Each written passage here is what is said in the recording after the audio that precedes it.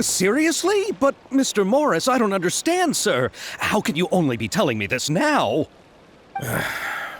I'm afraid that there's nothing really I can do. I'm really facing a crisis. My hands are tied.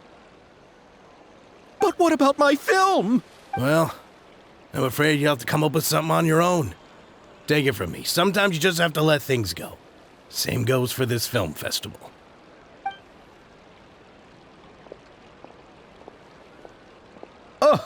Oh. Hey, isn't that Xavier? So he's back in Fontaine now. Xavier! Oh, why, if it isn't the dear Traveler and Paimon. I really didn't expect to bump into you here at this time. Well, I was doing just fine until I received some terrible news just now. The investor I was working with for my upcoming film has fallen upon some hard times and is no longer able to provide the promised amount of funds. Can't you just find a different investor? Unfortunately, that's not how it works. We had signed an agreement specific to the Fontinalia Film Festival, stipulating that I cannot work with any other investors until the festival is finished. The Fontinalia Film Festival? What's that? Oh, is this your first time participating in Fontaine's Fontinalia Film Festival? Then allow me to fill you in. The Fontinalia Festival was established to commemorate the legendary Loch Knights, who went on a quest to search for the Oceanids, and eventually welcomed the Hydro Arconageria. The holiday is deeply connected to the founding of Fontaine, as well as its unique laws and trials. It's one of the most important festivals for this nation. But what's with that weird expression on your face? It's like you're trying really hard to remember something. I was just trying to recall the exact description from the books, in order to avoid any unnecessary arguments over semantics. I usually try to recite things straight from the source. Well, either way, Paimon thinks she gets it now. It's just like the Windbloom Festival in Mondstadt, and the Lantern Rite in Lille. Yes, those are festivals of a similar variety. Who doesn't like a good festival? And just like those of other nations, Fontaine will hold a plethora of events around this time each year. To commemorate the Loch Knights, people will imitate them by putting on special costumes, raising golden cups, and going door to door asking for pure water. But a few years ago, Lady Furina started to find the whole idea a little drab, and so decided to change the part about pure water to sweets. That really doesn't surprise Paimon at all. The whole thing seems more akin to a carnival now, and it's quite popular among the kids. Every year you can hear a bunch of them saying, "Trial or treat." Oh, that sounds pretty fun. But how does that connect back to the film festival you mentioned? Yes, it appears I've strayed off topic. I just got too excited after seeing you. Let me get back to the point. The Fontinalia Film Festival is an event proposed by the Fontaine Film Association this year. Now that film technology has matured as a medium, it's the perfect time to introduce more people to the art form. During this time, people may submit films to be evaluated, and the entry with the highest score will be given the Furina Award by the association. The what award? The Furina Award. You know, after the Hydro Archon. They coined it while Lady Furina was still in power, but even though things have changed, no one has made any motion to update the name. Perhaps everyone still thinks of it as a pretty appropriate name. Even though she isn't the Hydro Archon any longer, Lady Furina is still Fontaine's superstar. Anyone with eyes can see the way she shines on the stage. Huh. Alright. Guess the name does work pretty well when you put it that way. Oh, but who would have guessed there'd be an issue with the funding? How will I ever explain this to Miss Chiori? Not to say all the other actors who traveled all the way here from Inazuma. Chiori? Sounds familiar. Where have we heard that name before? Yes, that's her. I asked her to oversee the event's art direction, including the design of the actors' costumes and appearances. Oh, Paimon remembers now! Navia said that her clothes were designed by Chiori, and Kirara's outfit too! How to describe her? Well, she tends to be pretty direct and can be very forceful when it comes to dealing with people. The fashion world in Fontaine has dubbed her the Thundering Seamstress. Her remarkable designs have led many Fontainians to become very interested in Inazuma. Anyway, Chiori is acquainted with all the actors I've invited from Inazuma. Without her help, I don't think I would have been able to get such an international cast for the film. She really is a kind soul. Who are the actors from Inazuma? Do we know them? Why don't the two of you accompany me to the Aquabus station to welcome them? Judging from the time, the Aquabus should be arriving shortly. Chiori will be waiting to meet me there as well.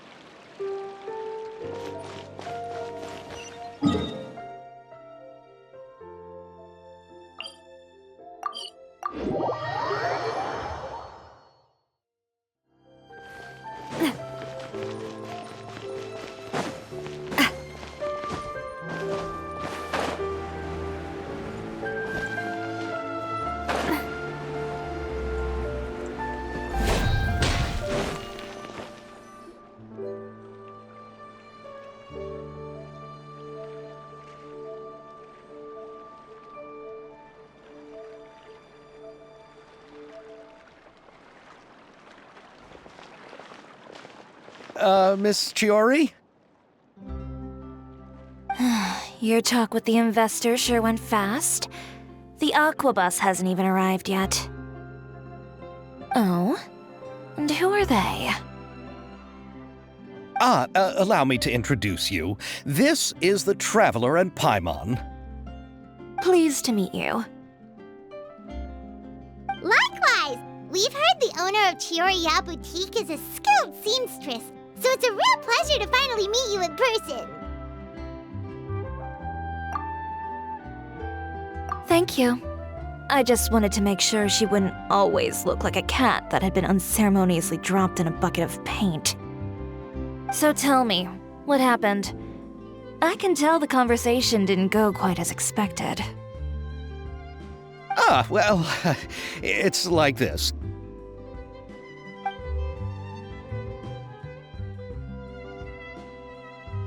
Ugh.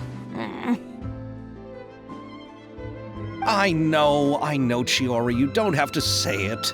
You did remind me that this investor was a little bit sketchy. Yes, there's no doubt about that. But how could I pass it up? He offered me twice as much as the others. And therein lies the problem. Yes, but just put yourself in my shoes.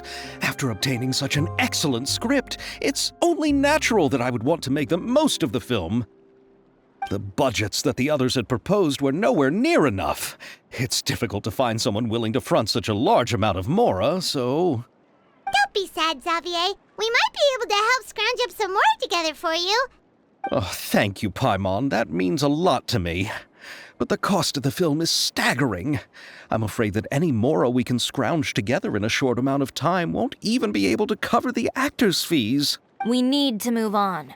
What's happened has already happened, and there's no changing it. But now's not the time to give up. What? You're saying that you have a plan? No, that's not what I mean. I'm simply saying I wouldn't give up just yet.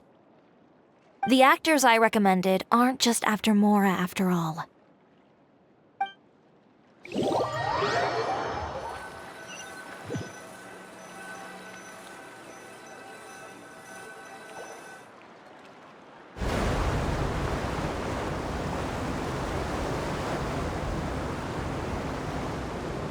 Really? Then where do you live? We Malazines live in Marcy Village. The only way to enter is from underwater. Oh, you must be pretty tired after work every day, right? I mean, you have to swim all that way just to go home. We are so thoughtful. But some Malazines choose to live in the court of Fontaine because it's so much more convenient. This is our stop. Oh, we've arrived, but I haven't even finished chatting with Aval yet. I also enjoyed Aval's introductions to Fontaine along the way. Everything you described was so clear and detailed that we can't help but want to hear more. Thank you so much. I'm usually working here on this aqua bus, so I hope I'll have the chance to see you again. There are still many more places I'd like to introduce to you.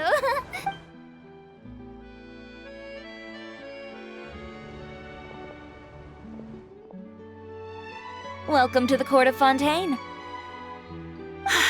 Chiori, you sure have changed a lot. This is the first time we've seen you since you left Inazuma. I haven't realized it's been so long. I was in such a rush when I left that I didn't even get to say goodbye. Thank you for extending the invitation, Mr. Xavier. I'm looking forward to a fruitful trip here in Fontaine. It's an honor to have the head of the Kamisato clan visit us. So they're who you meant when you said you had actors coming from Inazuma? Oh? It's the Traveler and Paimon. Wow, what a coincidence! Ayaka and I were just talking about you on the way here. Are you also here for the film? We just ran into Xavier earlier and came over with him. But I'm not an actress. Sir Kamisato and Lady Ayaka are the real actors here. I'm just tagging along with Ayaka to have a good time together.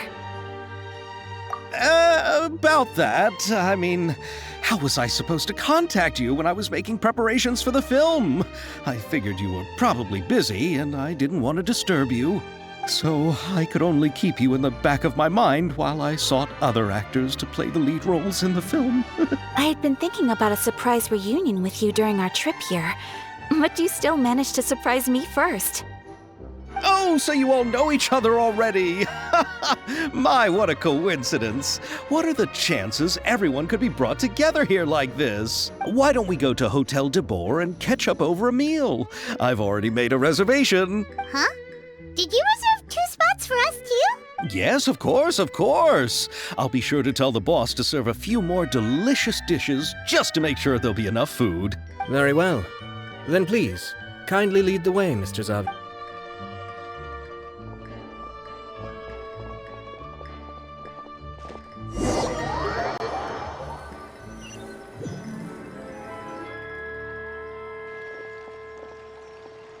Wow, the buildings in Fontaine are so tall. Just look at how big they are. And there's the fountain that Aval mentioned earlier. It really is a magnificent sight. And look at that huge spinning sphere. Where does it get its power? Wait a sec! Could it be one of those clockwork mecha we've heard so much about?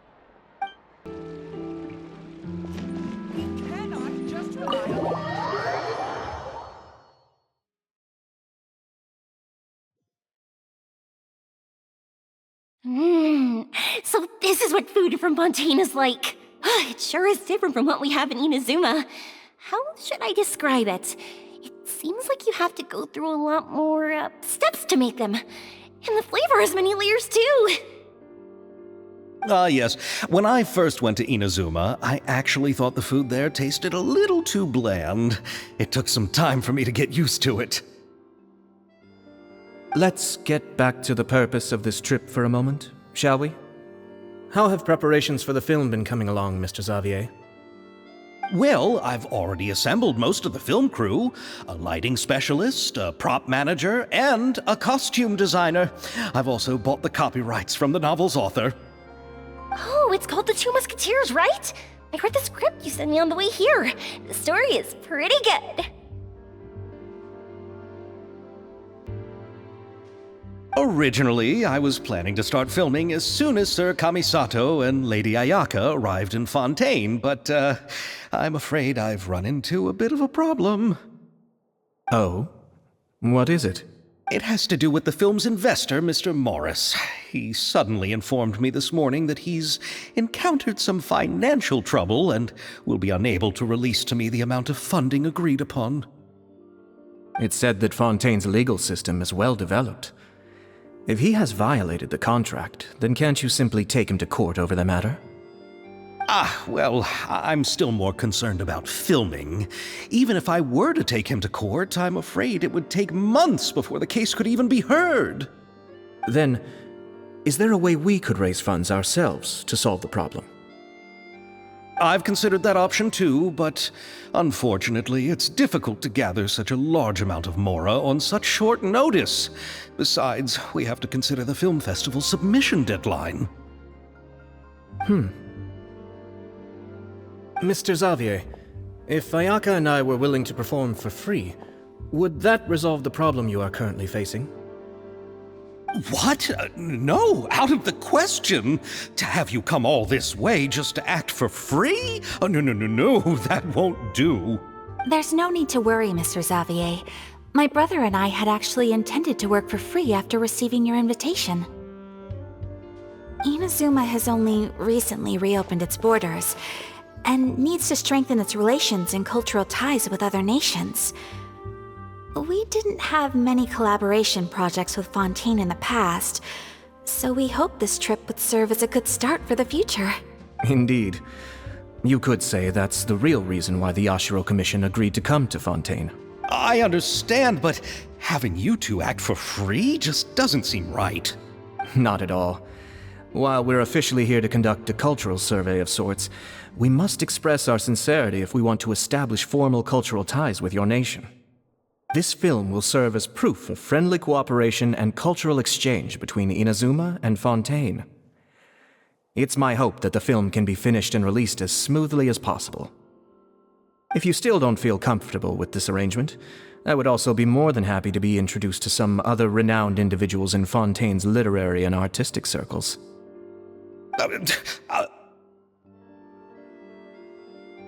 All right, I'll do as you say. Thank you so much. I'll make sure to cobble together enough mora now, even if it means selling my house, my camera, and every single family heirloom. Come on now, no need to go that far. I'll also help you out as a brand sponsor.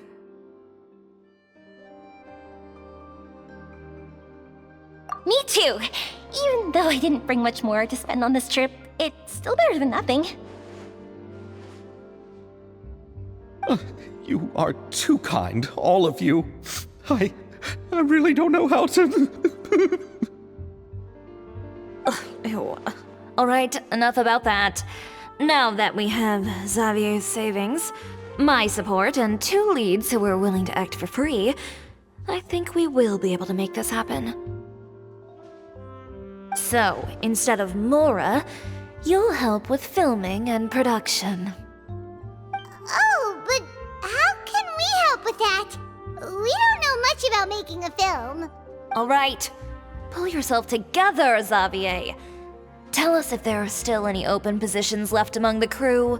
All right. Let me think. We still need a camera operator, a clapper loader, and someone to manage logistics. I originally wanted to personally serve as director, but I've been too busy working as the producer. So the positions of director and director's assistant will also need to be filled. Paimon knows what the director and the logistics support person do, but what's a clapper loader? The clapper loader is responsible for using the clapperboard to record and organize the information of each shot when the camera operator begins shooting. The work requires both patience and careful attention to detail. A clapperboard? Oh, you mean the thing they hold that goes clap whenever they start filming? Yes, that's right. Are you interested in that job? For sure! Paimon's always wanted to try that. Alright, then you'll be our clapper loader. I can find someone from the store to help with logistics. What do you think, Xavier? Oh, fine by me. As for our camera operator, I was thinking of letting the Traveler take the role. Oh, he's great when it comes to using a camera. Paimon can't even count how many things we've taken photos of during our journey. Yes, that's also what I was thinking. I noticed the Traveler had an eye for photography and composition when we worked together previously. I'm sure that's due to the traveler's journey across Devat and all the places they've seen. After so many adventures, using a camera must be second nature by now. What do you say, Traveler? Are you interested in the job? Thank you. It really means a lot to me. Come on, friend. Let me give you a big warm hug. So all that's left for us to find is a director and an assistant. Oh, me! I want to be the director's assistant. All we need to do is help the director, right? I can handle that. All right, then all we need is a director. Oh, all the well-known directors in Fontaine are probably also busy working on their own films these days. I'm not sure who will have time to help. Oh, Furina helped out a theater troupe recently by serving as an artistic consultant. She could be a good director, right? Furina? Do you really think Lady Furina would be willing to help us with our humble project? Isn't that the name of Fontaine's Hydro Archon? My brother has already informed me about what happened here in Fontaine. Yep, that's her. She helped out a theater troupe not too long ago, and now she's taking up work as a director. Well, I saw that musical.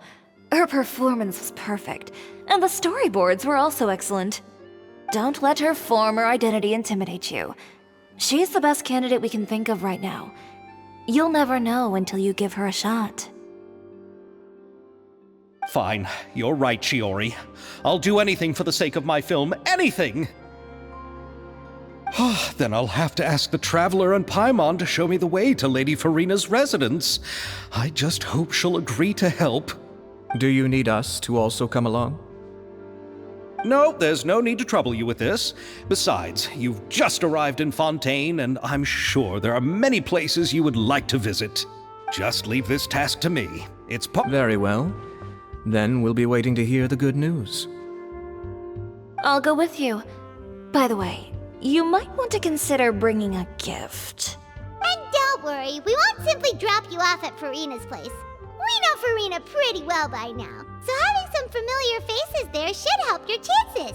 Besides, the whole thing was our idea in the first place. All right, then I'll start making preparations. As for the gift... A gift for someone who was once seen as the Hydro Archon. I wonder what she would like.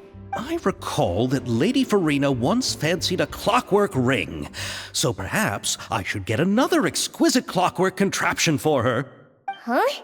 Can't we just bring some desserts, like the fontinalia mousse? But wouldn't that be a little too cheap? She does like desserts, though. Isn't the Fontinalia festival happening right now? I heard Abel tell us on the Aquabus that Furina introduced the tradition of going door to door and asking for sweets. To do something like that, she must have a real sweet tooth. I agree with Yoimiya. If the gift is too fancy, it might actually make her feel more uncomfortable. Alright then, let's go buy some fontinalia mousse. But will that really be enough? We'll be asking her to do a lot of work, you know. You're right. We need to further sweeten the deal. Huh? You want something even sweeter than fontinalia mousse? Yes, we'll need a gift that's sweeter than any dessert in the world. But what could that be? Your words of praise.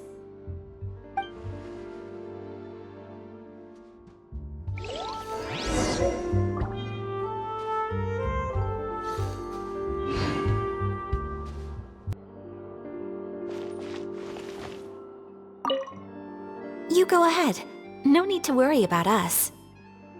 Oh, I hope Furina will like the gifts we prepared. Oh, and if you still think we should get something else for her, just let me know. I should be able to make some fireworks.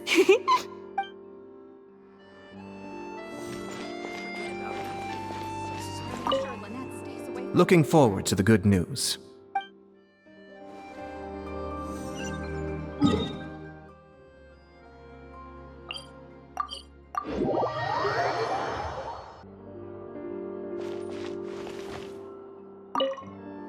You go ahead. No need to worry about us. Oh, I hope Furina will like the gifts we prepared. Oh, and if you still think we should get something else for her, just let me know. I should be able to make some fireworks.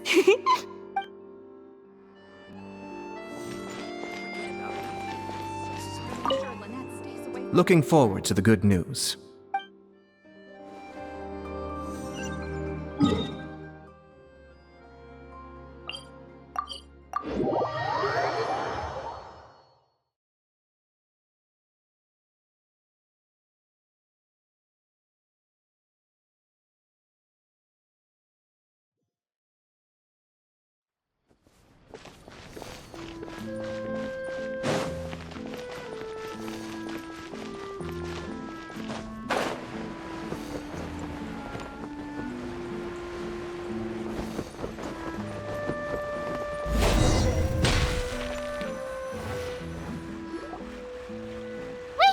This is where Furina lives. Okay, I'll go knock on the door.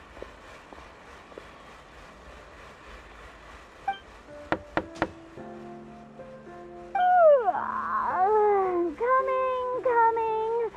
Ugh, seriously, who's knocking before afternoon tea? Huh? Who are you?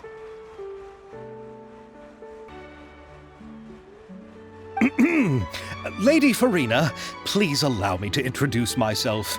I am Xavier, a film director. Hello. Oh, is that the traveler in Paimon I see behind you?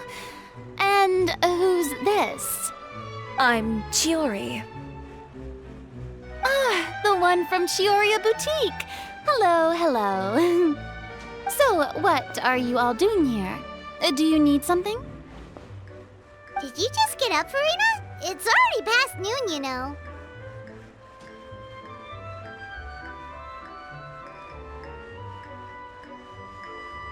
Huh? Oh, Paimon means the weather is so nice in the afternoon and the sun is so warm.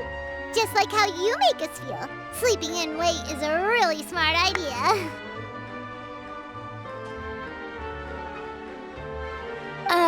No. I was just up late last night reading some novels. What does sleeping in have to do with the weather? This is a small gift we've prepared for you, Lady Furina. We hope you like it. No need to be so formal. I'm just a regular person like everyone else now. Oh, is this fontinalia mousse? It's one of my favorites. That's great! So, actually, there's something we need your help with. Given your renowned passion and understanding of drama, I would like to ask that you serve as the director of our film crew. Oh, but didn't you just say that you're a director? Yes, but for this particular project, I'm mainly working as a producer. Besides, I'm sure that your understanding of the performing arts far surpasses my own, Lady Furina. Are the Traveler and Paimon also part of the film crew? Yep, we sure are. Paimon's the clapper loader and he's the camera operator. Camera operator? That can be a pretty technical job, and it directly affects the final quality of the film. Are you really up to it? No, I'm not questioning your abilities. It's just that I've never really seen you use a camera before. Maybe you can come up with a test for the Traveler and see for yourself. If he can satisfy you with his camera skills, then you'd have nothing to worry about and can join the team. What do you say? You sure are getting better at rolling with the situation, Paimon. Oh, I do wish to see how skilled the Traveler really is with a camera. All right, How about this? We'll work with what we have. I'll give you some scenarios and see if your work is up to my standards. Very good. It's essential for the camera operator to understand the director's vision. I'll make my decision after seeing your work. Are you ready? I have high standards, you know. Okay, grab the camera and I'll give you a scenario.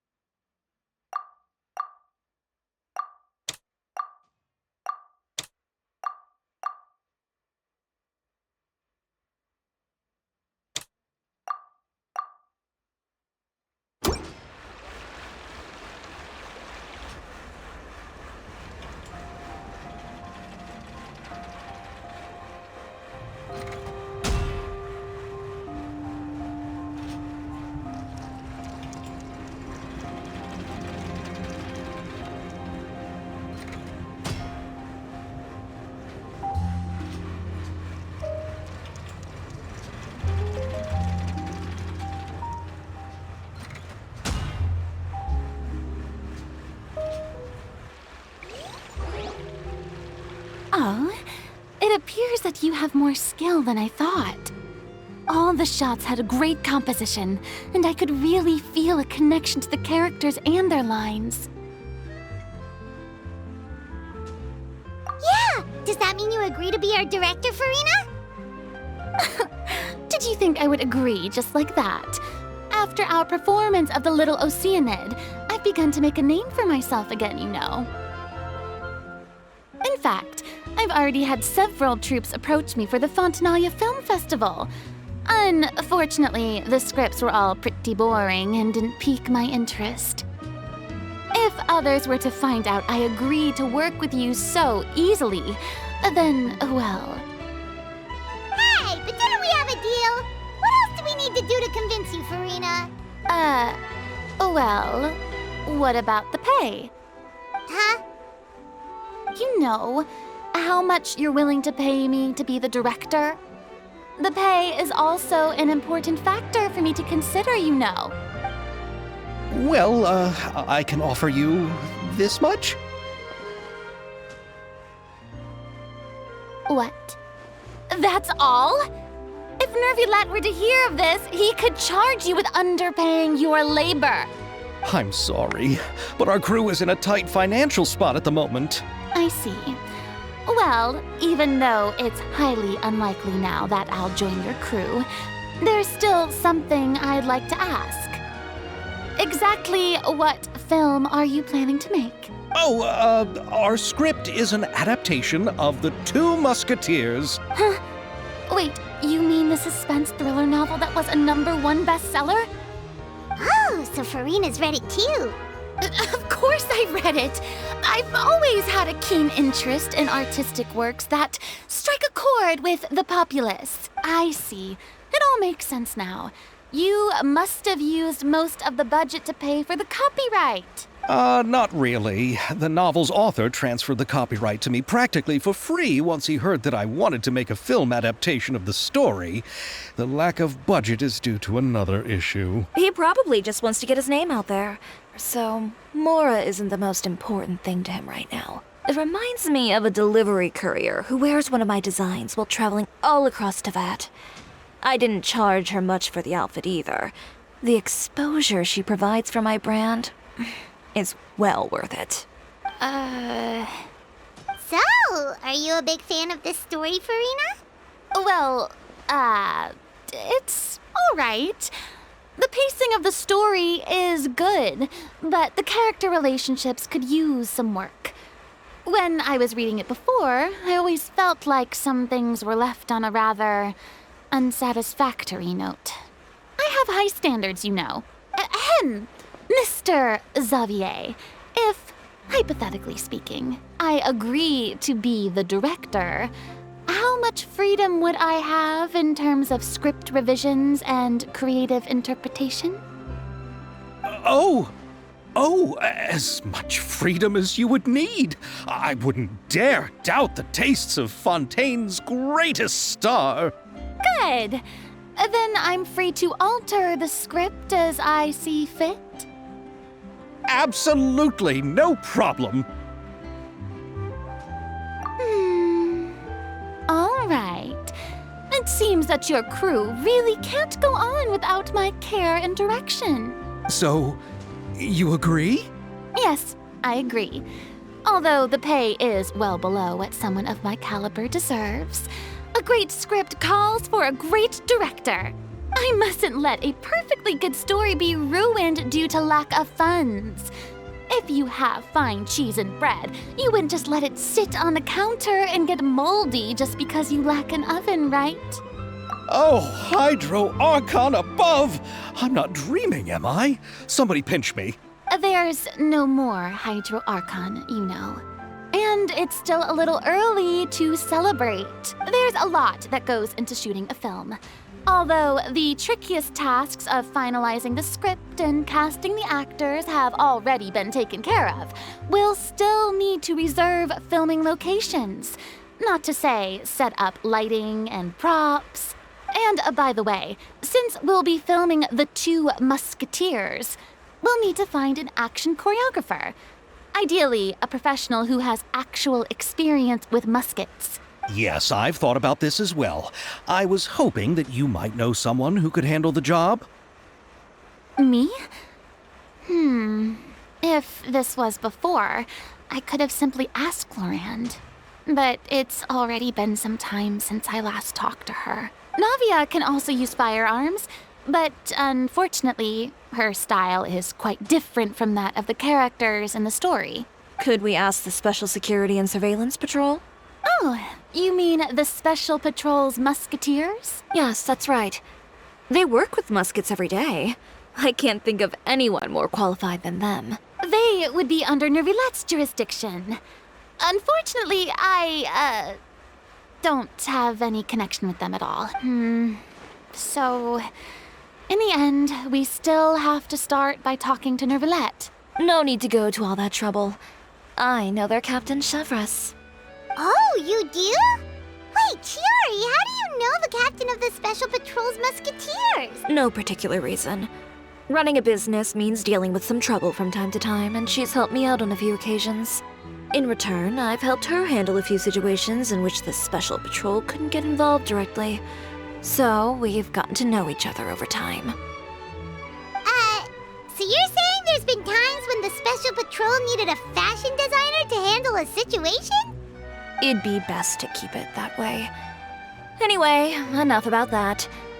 What do you all think about asking the captain to be our musket action choreographer? She sounds professional enough. She is a captain after all. I have no objections. But I imagine the Special Security and Surveillance Patrol must be busy with their duties. Do you think she'd really have time to help with shooting a film? And then there's the issue of pay. Well, it just so happens that she's also not the kind of person that's just after Mora. As for whether she has time, I'll have to go and ask her first. Then I'll leave that to you. Macaroni's on sale today, so I've got to go. You can just tell me how things went when we discuss tomorrow's plan later. No problem. Having Furina join feels like a big boost to our team. Of course. Just wait until the day of our premiere. You'll witness the true power of my name in these lands. You'll be so glad I agreed to help. I can guarantee that even the standing tickets will be sold out. I'll be sure to ask some people I know to see if they'd be willing to act as extras. Seems like you're finally getting more comfortable with your own reputation now. I didn't ask for the Clapper Loader's commentary, Paimon. Then let's get going. I happen to know where Chevreuse is today. By the way, I'm curious. if my pay is so low, then what about our 2 lead actors? Didn't they travel here all the way from Inazuma? Actually, they told us that they see the trip as part of a cultural exchange, so they didn't ask for any pay. What? So is every person in Teyvat who doesn't want money gathered here to shoot this film? Don't tell me Chiori isn't being paid either. I already knew Xavier from before, and he's also agreed to give my brand some good exposure. It seems the gods have really smiled upon you, Xavier. And that certainly doesn't include me, mind you.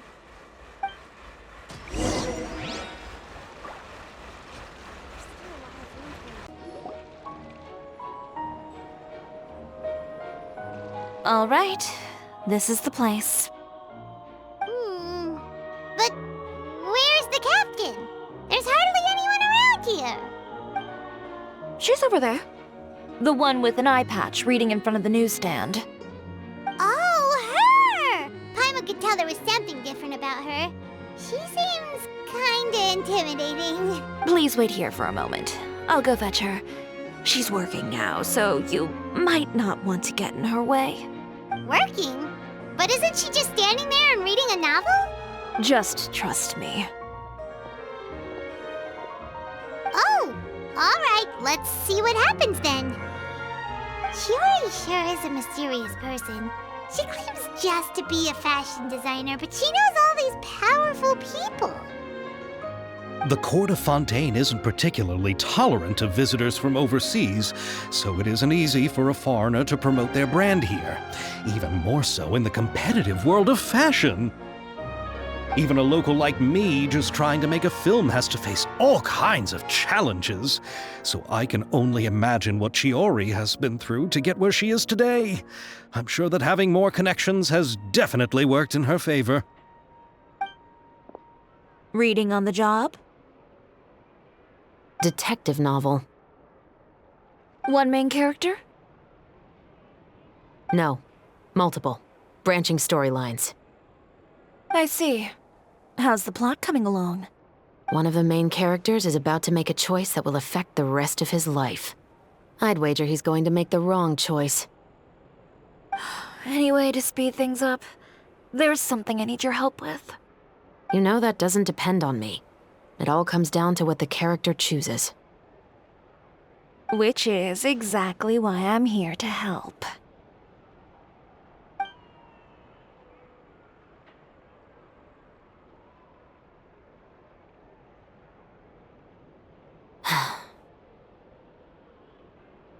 All right. It appears he made the wrong choice in the end. Halt!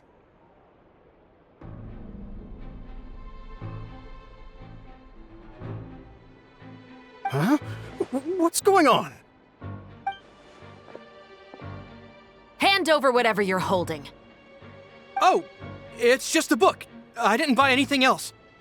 Then I'm sure you wouldn't mind letting me have a look. Excuse me, officer. I don't mind you standing around here, not purchasing anything, but I'd prefer if you didn't disturb my customers. It's bad for business, you know. Don't give me that act. You won't be able to get off so easily either. I am chevreuse, captain of Fontaine's Special Security and Surveillance Patrol. I will say this one last time. Hand over whatever you're holding at once. And before you do anything unwise, let me remind you that I'll have you on the ground before you can even think about making a run for it. All right. I'll give it to you. But please let me say something first. If there's any contraband in that book, then the shopkeeper here is the one who slipped it in. I don't have anything to do with this. Why, you trying to leave me on the hook, huh? You were the one who said you wanted it. Save it for the interrogation room. Take them away, Letelier.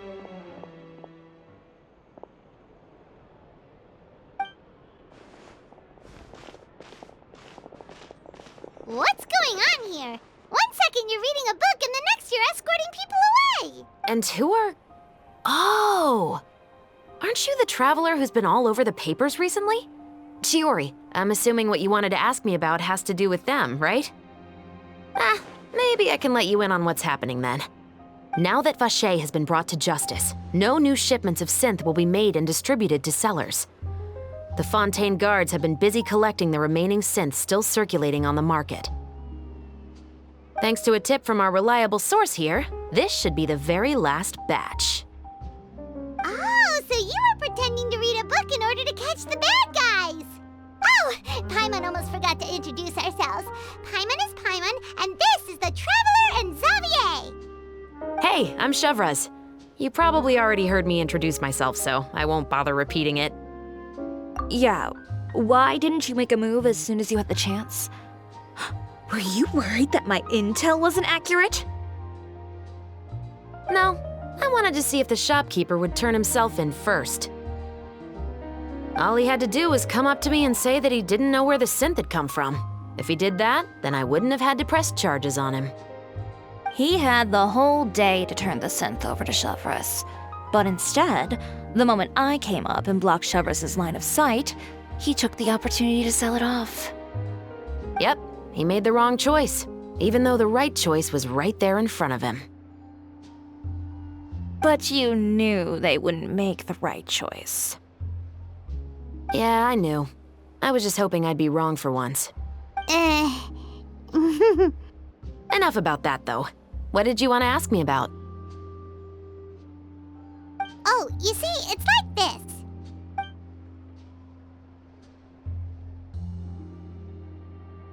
The two musketeers. You certainly have a good eye for a story. So what do you need me to do? Just be the action choreographer for the actors? Yes, that's right. I want to make sure we get all the details right. I want the actor's posture and understanding of firearms to be as realistic as possible. However, I'm afraid this work will require a bit of your time, since you'll have to be present whenever we're filming. Also, as for the pay... No need to say any more. I'll join. Huh? Just like that? Really? You're willing to help us with our humble film project? Sure, it's no big deal. As I said, we've wrapped up our investigation here, so I don't have any other tasks on my plate for the moment. Besides, I personally really like this novel. I even have the collector's edition at home. Stories where justice prevails over evil never get old for me. Then we've got a deal? Yes, I'll see you on set tomorrow. Oh my! I can hardly believe it! I should tell Lady Furina immediately. Oh, and I must tell the prop manager and lighting technician to get everything ready. We start filming tomorrow! Calm down, Xavier. The film is going to take more than just a day to finish. Still, I should also head back now and start preparing the actors' costumes and makeup. Alright, guess that's it for today then. Traveler, Paimon, please stay for a moment. I have something to tell you. Then I'll take Xavier back. Poor thing. He's so excited that he can't even walk straight anymore. I don't want to spend our first day fishing our producer out of the fountain. He'd better.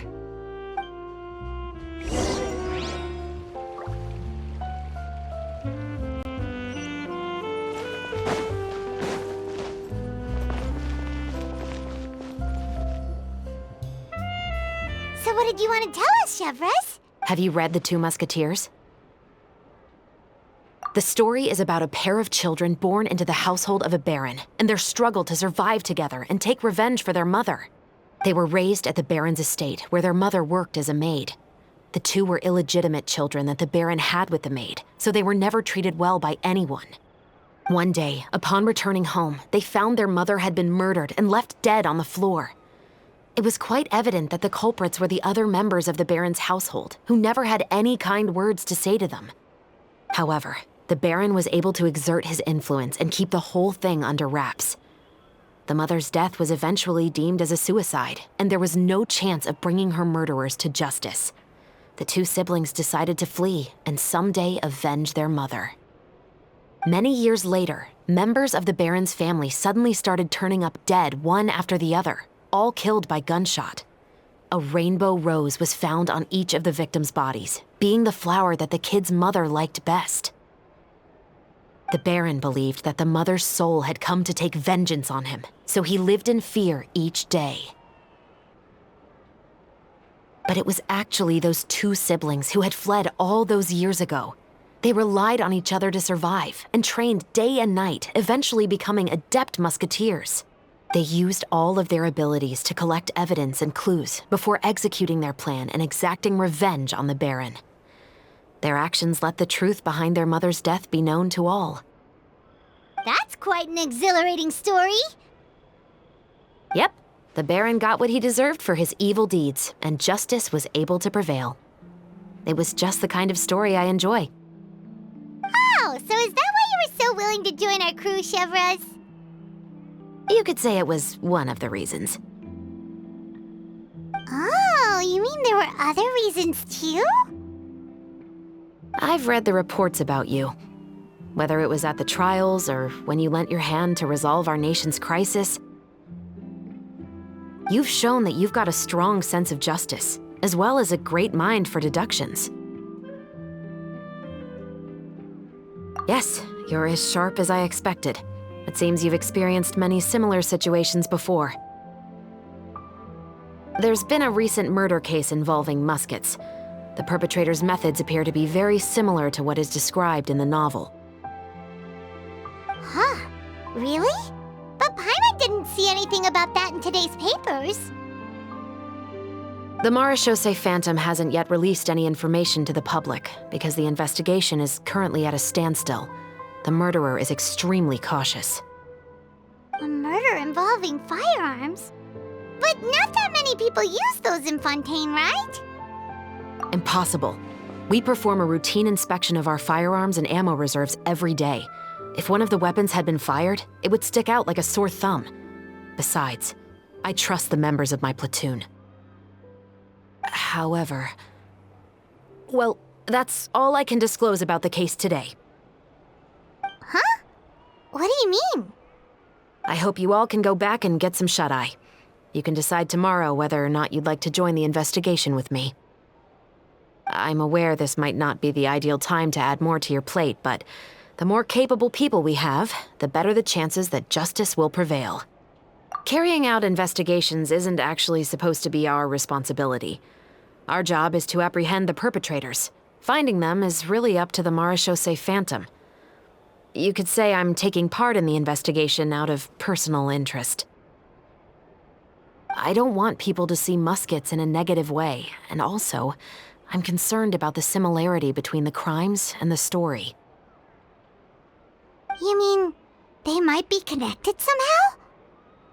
I suspect so. Just to make myself clear, this is not an order, nor is it a deal of any kind. It's a request, nothing more. If you two have any interest in the case after we finish filming tomorrow and are willing to assist me, then I would be most grateful. What do you think, Traveler? Yeah, you're right. Paimon's getting a little tired, too. We've really been hustling all day. You'd better head back and get some rest. It's good to keep a calm mind, especially when you're about to make an important decision. Otherwise, when the moment comes, you might end up like that shopkeeper and not even realize that the right choice is right there in front of you.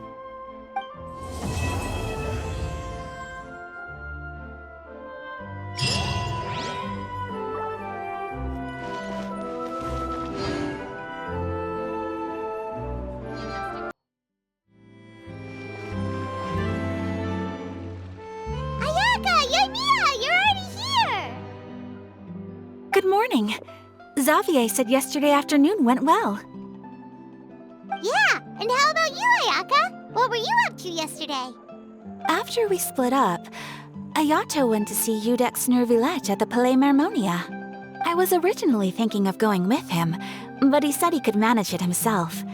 He told me to go see the sights around Fontaine and to enjoy the local culture. So I rode the aquabus with yoimiya and visited the opera house on Aranias Island. Yeah, you wouldn't believe what we saw there! Two mechanical puppets that were dancing together! You've already seen them, right? Yeah, those two! Amazing, aren't they? We sat and watched for quite a while. It was mesmerizing. Like we could keep watching them forever. Oh, it was the same for us the first time we saw them, too. Afterwards, we went swimming at the beach. Well, diving, to be exact. It was the first time I ever breathed underwater. I held Ayaka's hand and we counted down together. 3, 2, 1, and then splash! We were beneath the waves.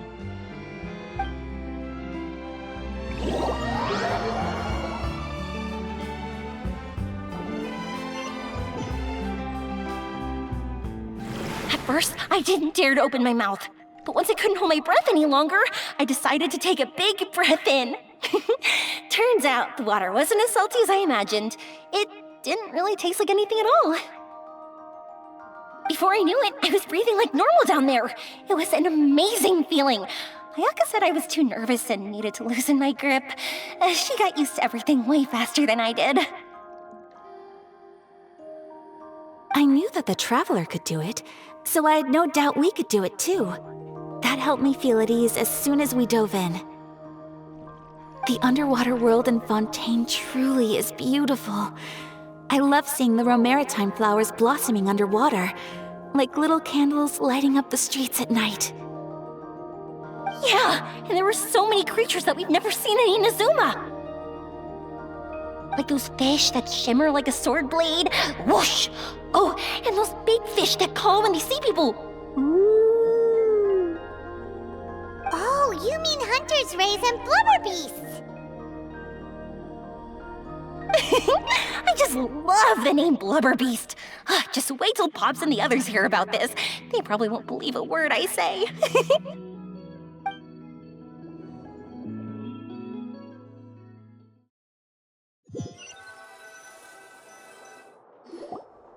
Yoimiya was down there for quite a while.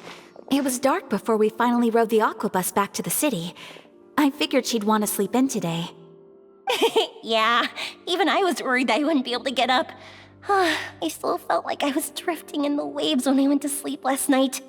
But as soon as I woke up today, I remembered that we'd all be shooting a film together, and I was ready to go. Speaking of the film, where's everybody else? My brother and Xavier were speaking to the restaurant owner about using the place as a filming location. They should be here soon. As for the others, We're here.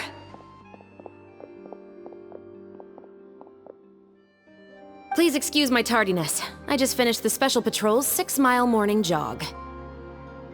Wait, 6 miles? I'm so tired. I heard you all chatting, so I decided to come down. I sure could use some of that endless energy everyone else has. Good morning, everyone. Morning. Can someone fetch me a cup of coffee? More milk, hold the sugar. Sure, I'd be happy to do that for you. No, you can't go anywhere. Please, have a seat over here so I can get started on your makeup. Ugh, the last thing I want is coffee stains on my costumes. I can get the coffee. It's the perfect job for an assistant.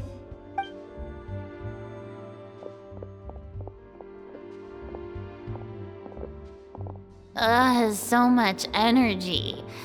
Seriously, what's her secret? Oh, Yoimiya's always like that. But you sure look exhausted, Furina. It's because you're not used to waking up so early, huh? Of course not. I spent the whole night reading the novel from cover to cover, marking sections that either need to be omitted or adapted. Wow, Paimon didn't expect you to be so thorough. Well, I was the biggest star in all of Fontaine after all. It takes more than just a pretty face to earn a reputation like that. I know how to get serious when the situation calls for it. I went all out when I was acting as an Archon, so why wouldn't I do the same for my own life? Here's your coffee, Director Furina.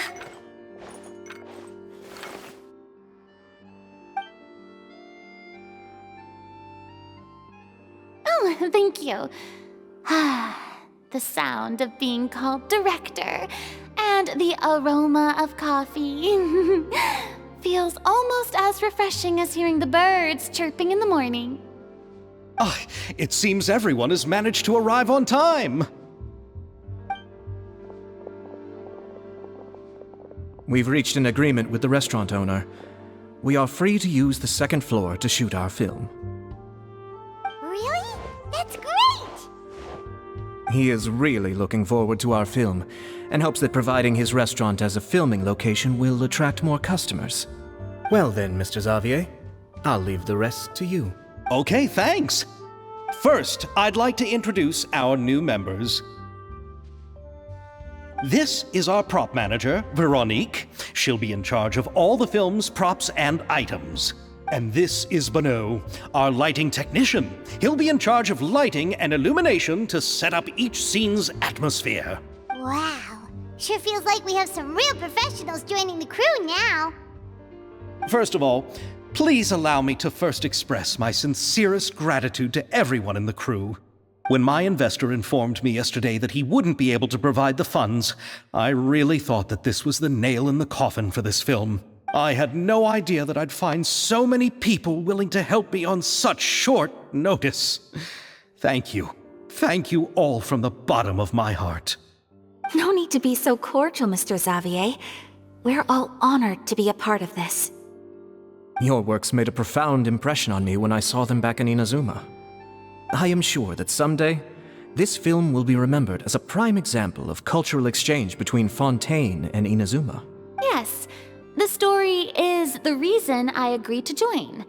I can't bear to even imagine what this film would look like without the very best director.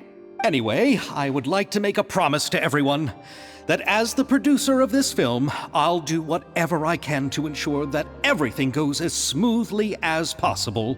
This is not just my film. It also embodies the thoughts and feelings of every person here, as well as the endless effort we are about to pour into it. So, without further ado, the two Musketeers will officially begin filming now! You may take it from here, Director Furina. All right, listen up, everyone.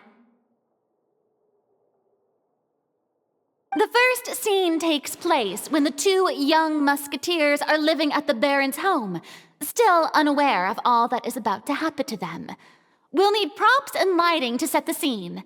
Our lead actors can go get their makeup done, and extras, please take this time to go over your positions. Whoa. Seems Furina's really kicking things into gear as the director. Is everyone clear? I don't want anyone traipsing around the set like umbrella finches. All right, cameras will start rolling as soon as the set is ready.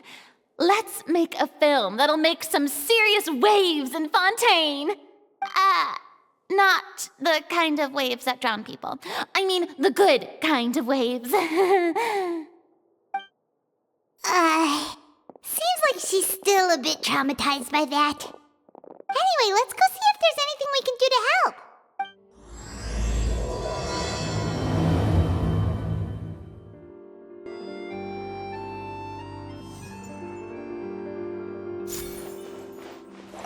I don't need any help here.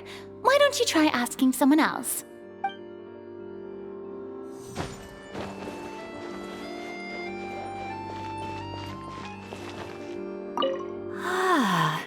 So this is what a musket looks like.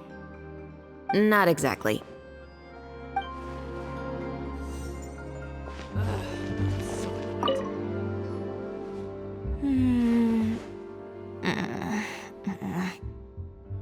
Ayaka has mentioned you to me before.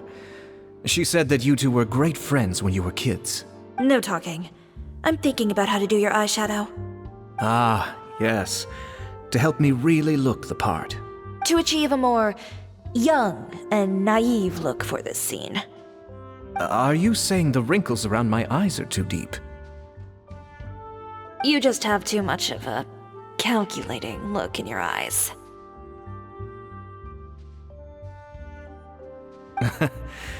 You sure don't mince your words. It seems you really haven't changed much. Quiet.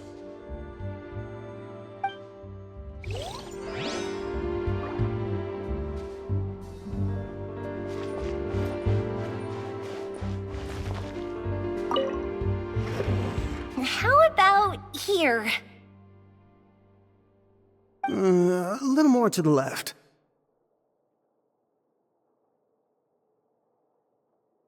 You got it. Hey, Yoimiya, do you need a hand? No, I'm fine. You know, doing the lighting is kind of like designing a fireworks show. It's interesting to imagine what kind of atmosphere the lights will create. I heard that the Traveler will be operating the camera and Paimon will be the clapper loader, right? Those roles are just perfect for the two of you. Really? Is that because it'll be easy for Paimon to hold the clapperboard while flying? Well, sure, there's that, but that's not exactly what I meant.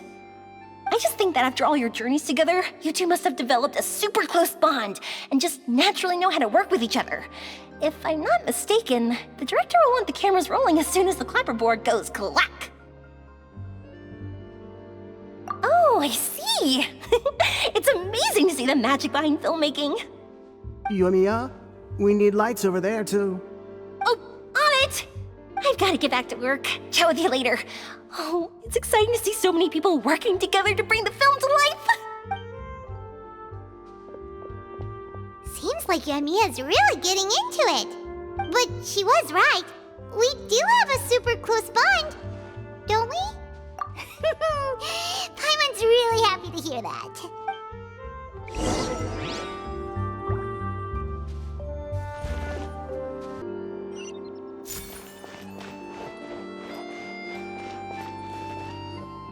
So, this is a real musket? No, it's just a prop weapon. Not bad. Have you seen a real musket before? Only in books and newspapers. I made this one based on the relative shape and proportions I saw in reference images.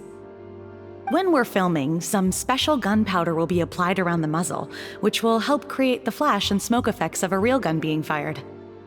Which means it'll be up to the actors to portray the recoil. That's right. The sound effects for gunshots will also be added in post-production. Thank you, Veronique. I think I know where to start now. However, the musket's gears and firing pin could still use some work. Adding some wear on the metallic components will make them appear more realistic. Also, be sure to rub the muskets with some oil each time before we start shooting. That'll give the impression that the firearms have been well maintained. Good point. You seem to know a lot, Miss Chevreuse. I assume you use these types of firearms on a regular basis? Yes, I perform routine maintenance on my weapons every day. Just like we as people need to eat and sleep, muskets need to be cleaned and maintained. I also perform similar care for my sword every day, and familiarize myself with its shape and weight, to the point where it feels like a natural extension of my body. Yes, this way, our weapons will never betray us in the heat of battle. Yes, well said. It seems we have the same philosophy on this topic. Oh, sounds like they found a common interest to talk about. Though these props differ from the muskets I use, I can still give you some pointers. Good. I look forward to your instruction. First and foremost, never point the weapon at anyone, regardless of whether it's a real or prop weapon or whether you're holding it or it's on the table. This holds for any time when you're not actively engaging an enemy. Okay, understood. When aiming the musket, extend your arm so that it's level with your shoulder, and use your eye to look down the weapon's sights. Like this? Not bad. Now, try saying your lines. This is the end of the road for you. Good. Now turn your body a little. That way, you'll give your enemy less of a target to work with. And relax your shoulders. Here, allow me to demonstrate. This is the end of the road for you. Huh. Excuse me, Miss Chiori.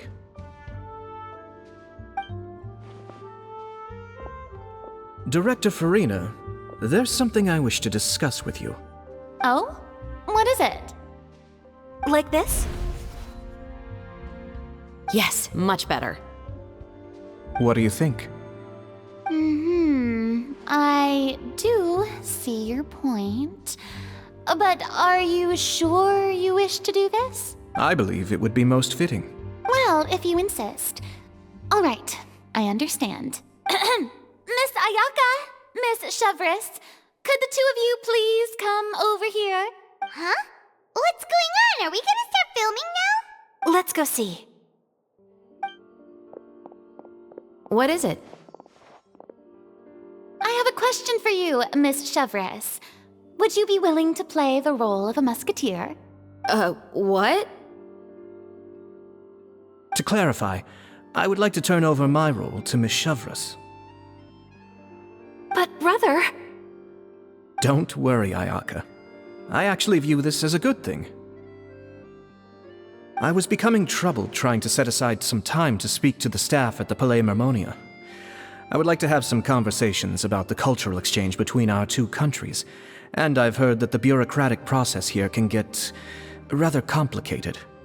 Now, I will be able to focus on my work. Besides, you also know that I'm not really one for public performances. Are you really sure? From a director's point of view, I also felt like the relationship between the two musketeers in the original story could be improved. The older brother in the story plays the lead role with his overbearing character, but this causes his character to overshadow that of his sister, and the theme of the two supporting and relying on each other isn't conveyed very well. But if we were to change the siblings to two sisters of a similar age, then that aspect of the story might come through more clearly. Also, I've seen you instructing Ayaka. That cold and dignified personality is exactly what we need for the older musketeer. Of course, even with all these insights, the decision should still be made by Miss Chevreuse. Chevreuse mentioned that she really likes the story, right? Paimon bets that she'll take the role. All right, I'll take the role. Good. It's decided then. I'll get started on making edits to the script. We'll also need to make some immediate adjustments to the lighting, props, and costumes. I have a feeling that our adaptation will be even better than the original story. You're doing a great favor for me, Miss Chevreuse. You have my gratitude. Don't mention it. I like this character, so if anything, I should be the one thanking you. Well, since my brother is the one who brought up the idea, I suppose there's no need to worry. Let's go, Miss Chevreuse. I look forward to working with you. Please, just call me Chevreuse.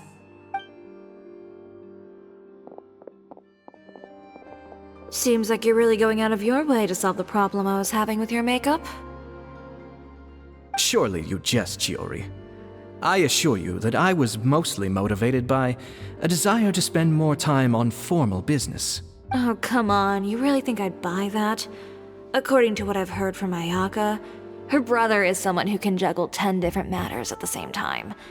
I'm sure you have other reasons for backing out. Perhaps.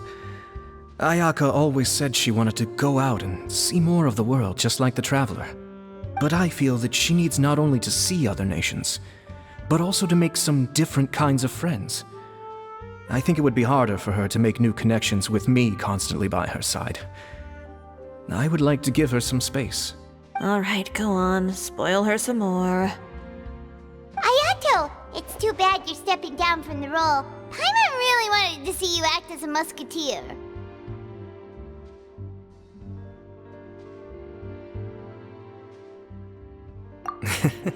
No need to poke fun at me. I'd wager that you also felt that I wasn't the best candidate for the role. It's a little hard for Paimon to imagine you saying those lines. Yes, I've made an appointment to meet some people from the Palais Mermonia. Now... Traveler, get the camera ready. Paimon, get the clapperboard. Actors, to your positions. We're about to start shooting the first scene. Go on now. And please take good care of Ayaka. Yep, don't worry. Thank you. I look forward to seeing the film when it's finished. All right, now that we're all here, let me help set the scene for everyone. The first scene takes place when our two main characters are still living at the Baron's estate. They've been ostracized and verbally abused by others in the household, but they still have no idea why. We want to capture how naive and innocent they are despite their pain. Chevreuse will be playing the role of the older sister, Tulip, and Ayaka will be the younger sister, Iris. Be sure to get close-ups of the main characters at the right moment. Silence on the set! Lights, camera, action! Let's go! Tulip, Mother's been out for quite a while now. Perhaps she went to pick some flowers on the way home. You know how she loves flowers. Iris, Tulip! I'm home!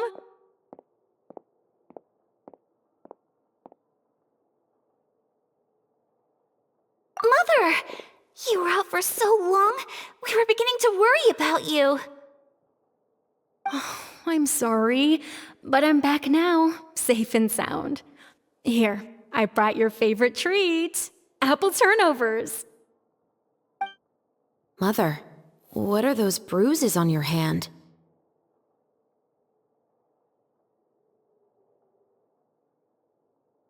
Huh? What bruises? Oh, I must have bumped into something while I was working yesterday.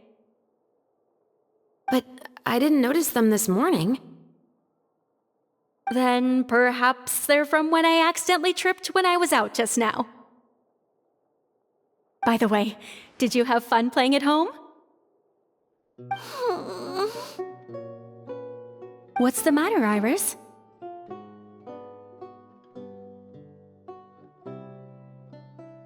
Well, we've realized that no one really wants to play with us. They even took Iris's doll and spat at us.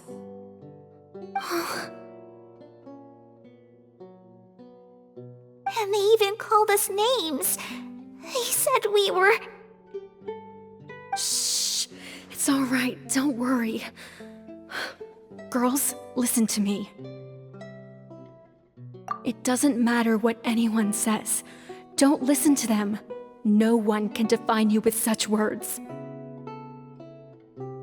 You both have wonderful lives ahead of you. Just like your names. You will both blossom like beautiful flowers. Maybe your time to blossom hasn't quite come yet, but one day, you two will bloom more beautifully than anything else. Don't let the soil you're in now ruin your future beauty. Understand? My dear daughters. And cut! Not bad. The actors' emotions were all on point. Let's keep that take. Also, if our clapper loader could avoid shouting at the start of the scene next time. Oh, got it. Great. I was a little worried that my nerves would get the better of me. What about you, Chevreuse?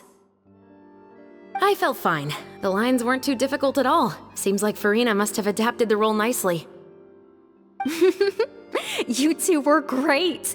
I couldn't tell it was your first time acting in a film. You should have more confidence. Thank you for your encouragement. Positions, everyone! We'll move on to the next scene after we try a few more camera angles.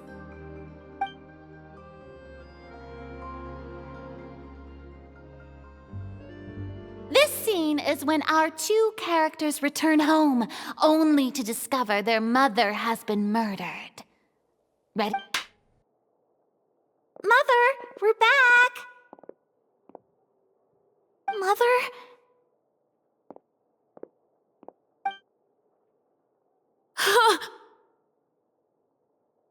What's wrong, Tulip? Iris, stay away! Huh? Why? What's... Mother!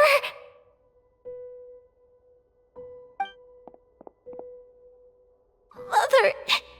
She's...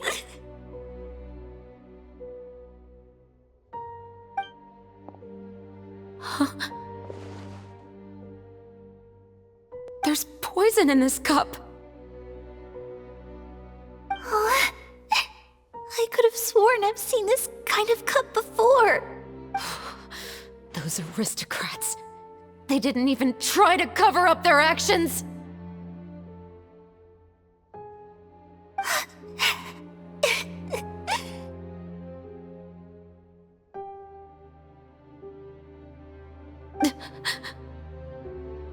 Iris, we need to leave this place.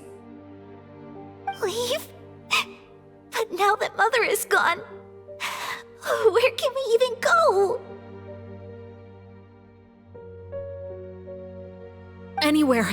All I know is that we can't stay in this house. But are we just going to let them get away with this? We'll have our revenge, I promise you. Just not right now.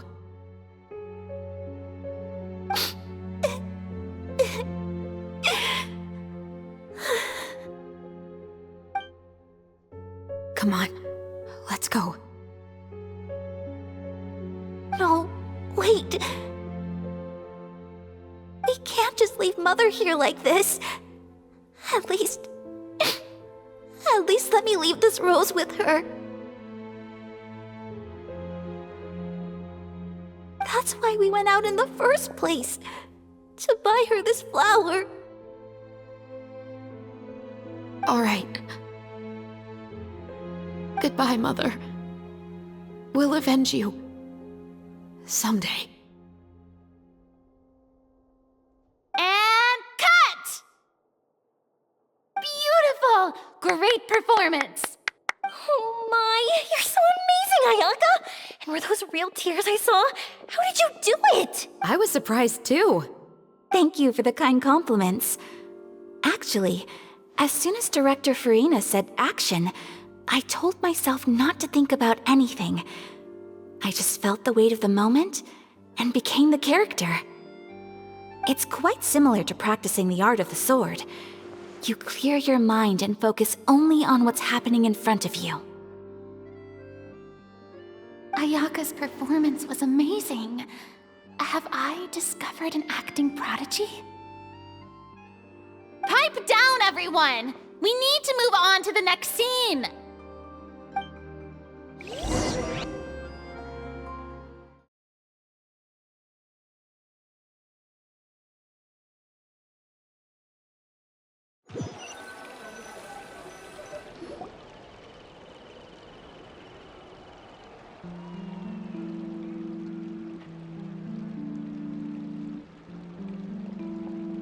Huh?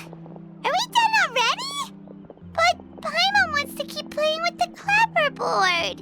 How do you feel, Traveler? Is your arm sore from holding the camera all day? Good work, you two. You too, chevreuse. You were quite the actress today. I've read this novel many times before. I have a good grasp of my character's mindset. Anyway, do you remember my request from yesterday? Oh, right! We were having so much fun that Paimon nearly forgot. You have a case where the murders seem really similar to the cases in the novel, right? So, how are they similar exactly? In the story, the main characters grow up to become two musketeers, always using their guns to carry out their revenge. And on each of the victims, they place a rainbow rose as a signal that they've returned. Yes, that's correct. We found rainbow roses just like in the novel. Seems like you're connecting the dots now. Oh, that does sound pretty concerning. Especially after seeing the script today. Ooh, now Paimon can't stop wondering what kind of ulterior motive the murderer might have. What do you think, Traveler? You're smart. Paimon wants to hear your thoughts. Good. On behalf of Fontaine's Special Security and Surveillance Patrol, thank you for your dedication to justice. There's no time to lose. We should start investigating right away. Follow me. Huh? Right now? Well, we just got done filming all day. Paimon's so tired. The most valuable intel always comes after nightfall. They are like small, remote islands in the middle of the sea. If you don't stay vigilant, you will pass right by them in the fog. That's how one of my favorite books always puts it, at least. So, where are we going right now?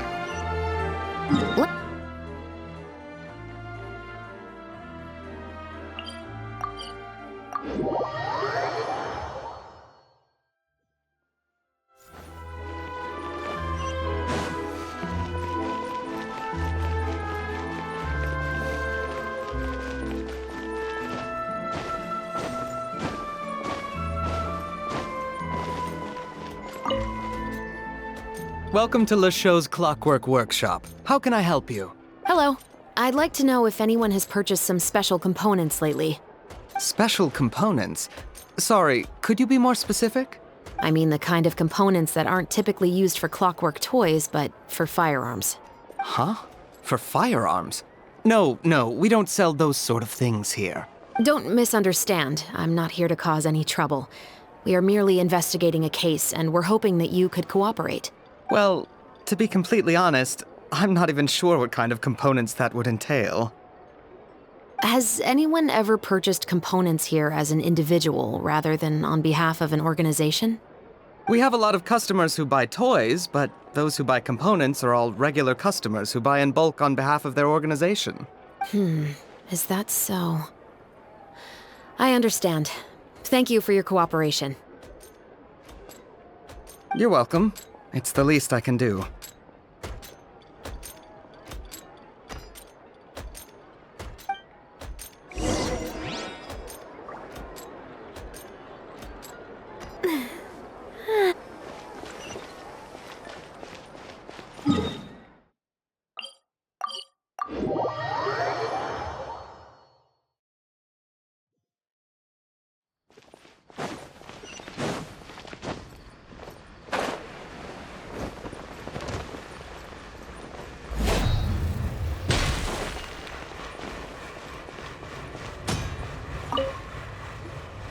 Oh, hey, chevreuse. Run out of oil for your musket again? Hello, Estelle. I want to know if anyone has come to your shop recently to order some firearm components. Oh, is this another case? Let me think. I don't think so. Some people have requested that I make some prop guns for the Fontinalia Film Festival, but I refused all of those requests. Oh? Why's that? Because there's no profit! I only make things here that can do some real heavy lifting. I don't have the energy to make some new molds just for the festival.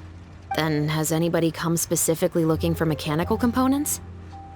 Well, I usually sell off my scrap to the fleuve cendre. I don't typically give them to one specific person. I understand. Thanks for your cooperation. Don't mention it. Always happy to have the musketeer's patronage. Seems like we haven't found any leads to go off yet. Yeah, unfortunately. All right, let's head to Fleuve Cendre next. Huh? Are you sure? People might not be so thrilled to see the captain of the special patrol there. You think so, huh? Then I guess you don't know. Huh? Know what? That I grew up in Fleuve Cendre.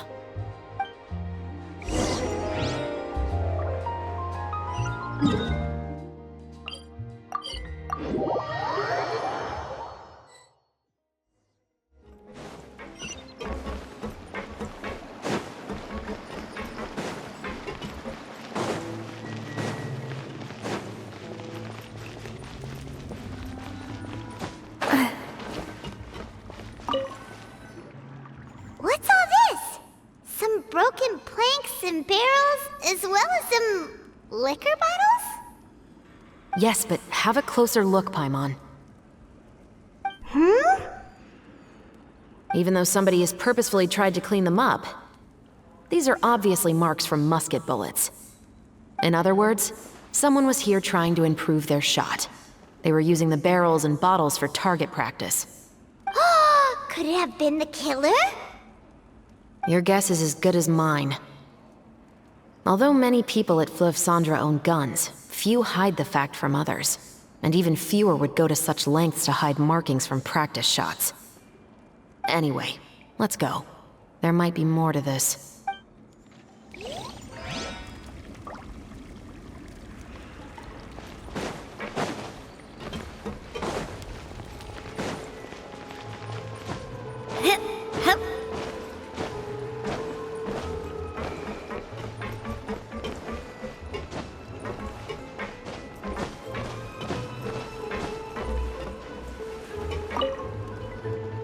Hello, I'd like to ask some questions.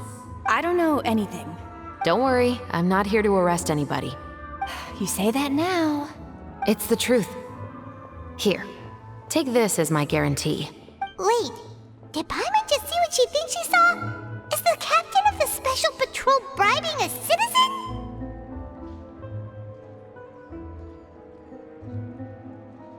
Seems you're different from the other guards. What do you want to know? Have you heard anything related to Muskets and Fleuve Cendre lately? Anything at all? Muskets, huh? All I know is that about 2 weeks ago, we started hearing some loud noises at night. So loud that it's been waking me up. Were they gunshots? Possibly. It's hard to tell around here. Someone's house collapsing, a pipe exploding somewhere, it's all the same. But the noises I'm talking about definitely happened after I fell asleep. Do you know where the noises were coming from? I don't remember clearly. Is it that you don't remember, or that you need to think about it some more? You tell me. Then please, think about it some more.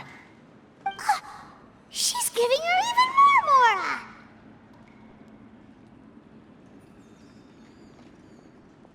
The noises came from the end of the Southern Waterway. I came out and had a look for myself when I wasn't sleeping well, but I didn't dare get too close. That's all I know. All right, I'll take your word for it. Thanks for the pâte de fruits.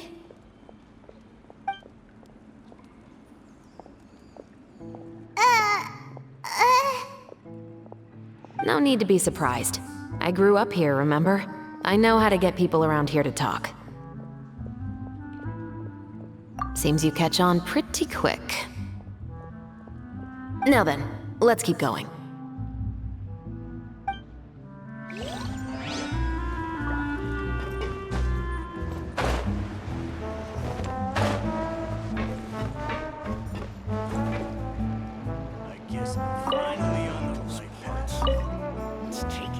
It's been a while, Tetro. Please, just get on with your request. I want to know if you've heard anybody talking about muskets lately.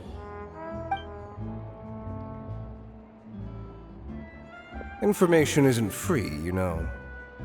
I've heard that bandits have been extremely active in the countryside recently, and they've been affecting the delivery of goods to Poisson. You're still as helpful as ever. One of our men got drunk at dinner about a month ago and lost his gun. 3 days later, it turned up in the corner here. What's weird about that? He just forgot where he put it, right? This is Fleuve Cendre, my friend. Anything of value left in the tavern won't ever make it to the next day. But that gun turned out to be an exception. It didn't get any new wear and tear on it, and didn't even appear to have been fired. We were quite mystified as to what could have happened.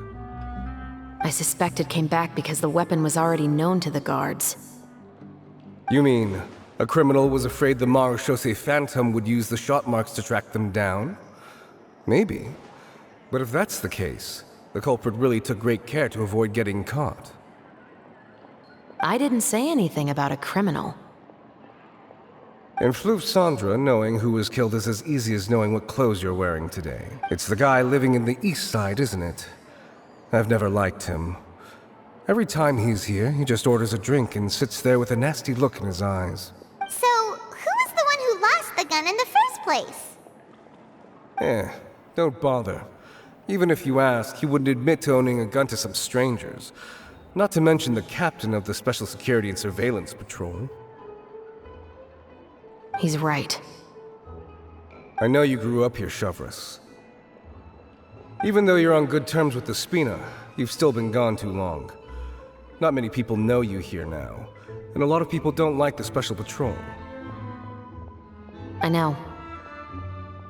So take my advice and don't show your face too much around here. It's for your own safety.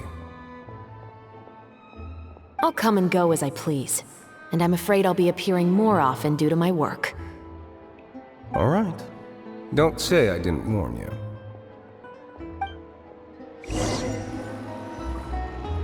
Seems like that's all we'll be able to uncover for today.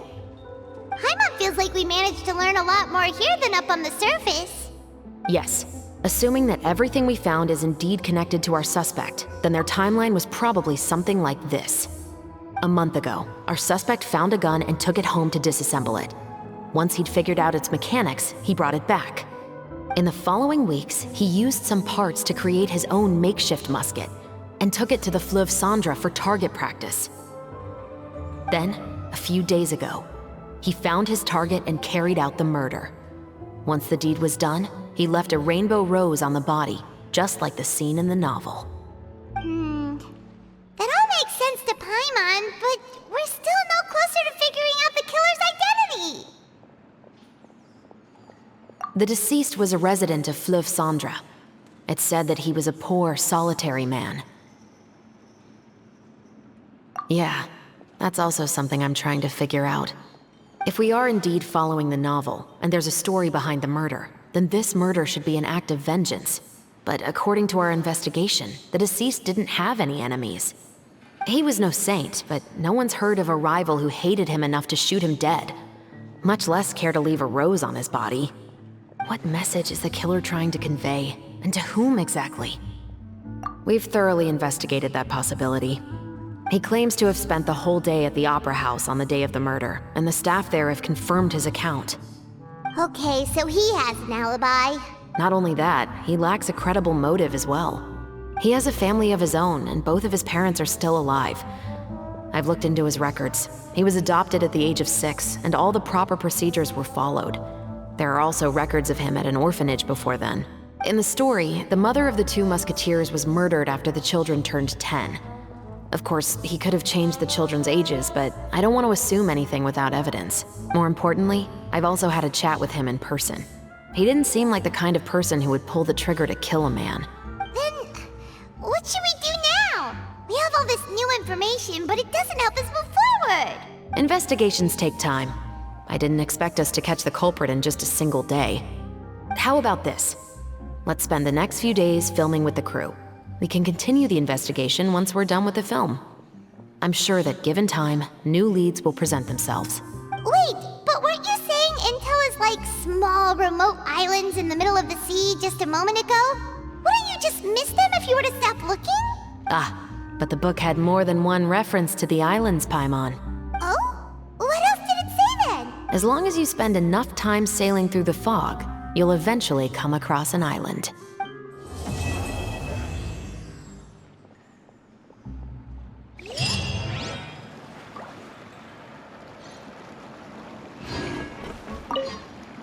What? Never thought that the captain of the security and surveillance patrol could come from the Fleuve Cendra? Honestly, I'm pretty shocked too. There used to be a time when I thought I would never be able to join the guards. But as long as you can distinguish yourself through your accomplishments and skills, you'll eventually be recognized for your worth. If you look at it another way, my life at Fleuve Cendra has actually taught me a lot of valuable skills. Skills like how to barter with criminals or how to think in their shoes. Of course, I'd appreciate it if you could keep this a secret between us.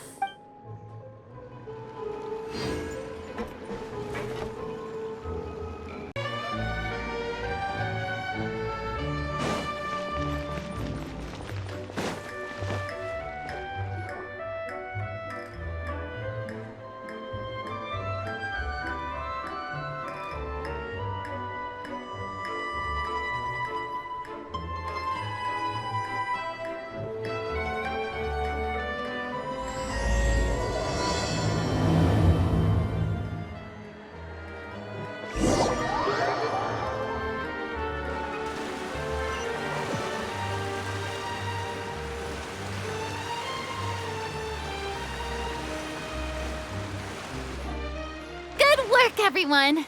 we're looking to wrap with our two main ladies today. I can already smell our success. What do you mean, looking to wrap?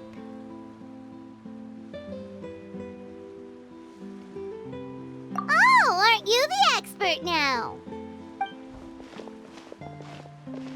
This upcoming scene is the two musketeers' final confrontation with the Baron. There will be quite a bit of action, but no choreography beyond what we've already rehearsed. Anyway, get ready. Lights, camera, action! The view is beautiful tonight. It reminds me of that fateful night 10 years ago. And now that I've said it, I can even make out the faint fragrance of herbal tea in the air. Enough, villain! It's time that you pay for the death of our mother! My dear Iris, have you forgotten your manners? How can you speak like this to your own father? I'd sooner swallow all of my teeth than call you father. What did I expect? Seems the daughters have turned out to be just as obstinate as their foolish mother. In this world, mora and status is everything! She thought she could blackmail me using her children and force me to grant her recognition and concessions? Ah, how naive can a woman be? Mother never asked a single thing of you. All she wished was for us to live a peaceful life, just like the others. It was you who personally brewed the poison of prejudice and sent Mother to her death. Compared to that deadly poison, the 2 bullets that will soon pierce through your heart will be like sweet mercy. And that's exactly why I said you're just as naive as her. Did you really think 2 muskets would be enough to defeat me? So let's see. What is stronger? Mora and power, or the 2 muskets in your hands? Get them! Tulip! There are too many of them! It'll be okay. We'll cover each other, Iris. And Mother will be watching over us, too.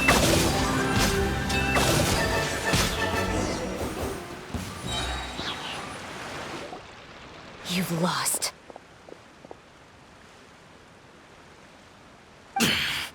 To think I'd lose to my own 2 kids. We are no children of yours, and we'll never call that place our home. Then tell me, what did you do all this for? You lost your mother, and will soon kill your father as well. What will you gain in the end, other than sentences for your crimes? We will gain our long-awaited justice.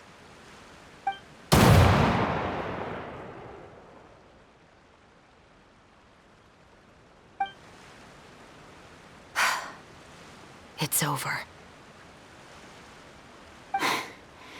Finally, it's over.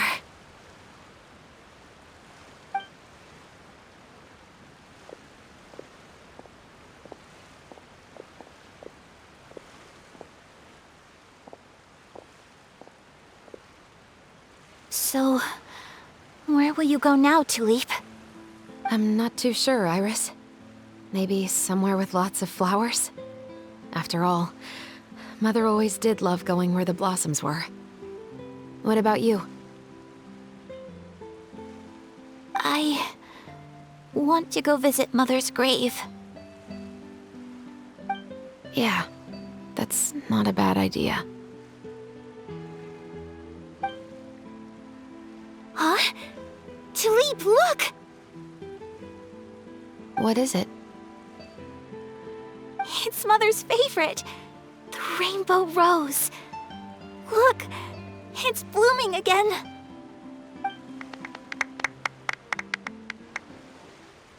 Excellent! That was beyond mesmerizing. Even I didn't expect this scene to go so well. And we got it in a single take. All right, everyone. we've got a wrap for Tulip and Iris. Congratulations, Ayaka and chevreuse! Thank you. I didn't expect our parts to wrap so quickly. I wish I could savor the experience for just a bit longer. Paimon totally understands. Paimon's not ready to say goodbye to the clapperboard either. Filming has really been a lot of fun. You were great too, chevreuse. The way you said, long-awaited justice. It gave Paimon chills. That is indeed my favorite line in the whole book. I still remember trying to act it out in my room the first few times I read it. Whoa, Paimon would have never guessed you're that type.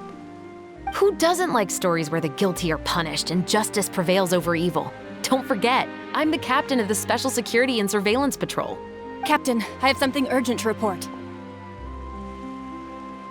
Please excuse me, everyone. I'll be back in just a moment. It's okay, don't worry about us.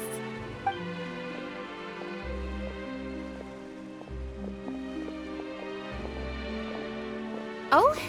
Was she whisked away by work already? I was just about to tell her how great she did. It seemed like some urgent official business. Then perhaps we should thank the stars that we were able to wrap both of your parts so quickly today. Switching around the filming schedule would have been a real pain. Anyway, I actually came over to let everyone know that we're all done for today. You can go home and get some rest. And one last thing, Miss Ayaka. Your acting skills today were immaculate as always.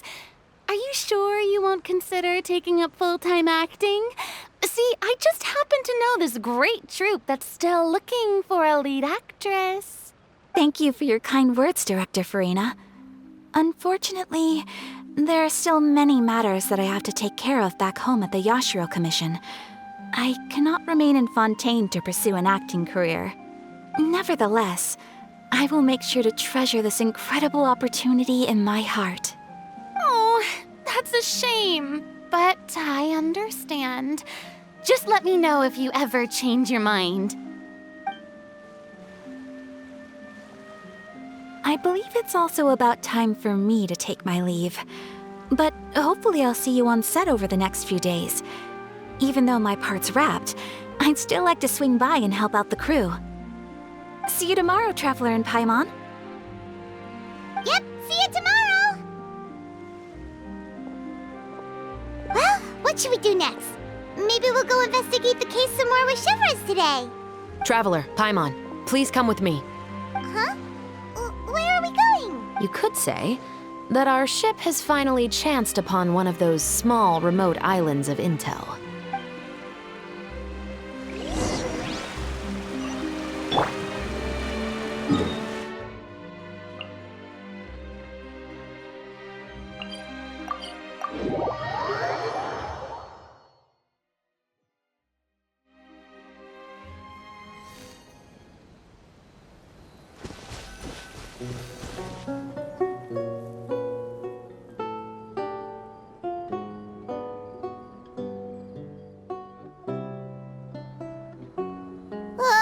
Paimon's exhausted. Paimon definitely didn't expect having to float this far after a full day of filming. So, chevreuse, why did you take us here? Affirmative. It wasn't anything conclusive, but it should show us a clear way forward. Have you ever heard of someone by the name of Emily? Oh, you mean that famous perfumer? She's a good friend of mine. She's lent me her aid several times in the past to resolve some difficult cases. After I discovered the rainbow rose at the scene of the murder, I sent it to her. After all, she's probably the foremost expert on flowers and scents in all of Fontaine. And then? There was nothing remarkable about the flower or the trace amounts of soil left on it. But according to Emily, the rainbow rose left by the killer was derived from a very rare cultivar. Huh. Paimon didn't know that there were different varieties of rainbow rose. Paimon just thought they grew everywhere in the wild. Flowers that are deliberately cultivated will always show some different features from those that bloom in the wild. We already knew that the rose left at the scene belonged to a special cultivar, but with Emily's expertise, we were able to pinpoint the place where it was first picked from. Oh, Paimon gets it now. So whoever first planted that rainbow rose was probably the killer. Precisely.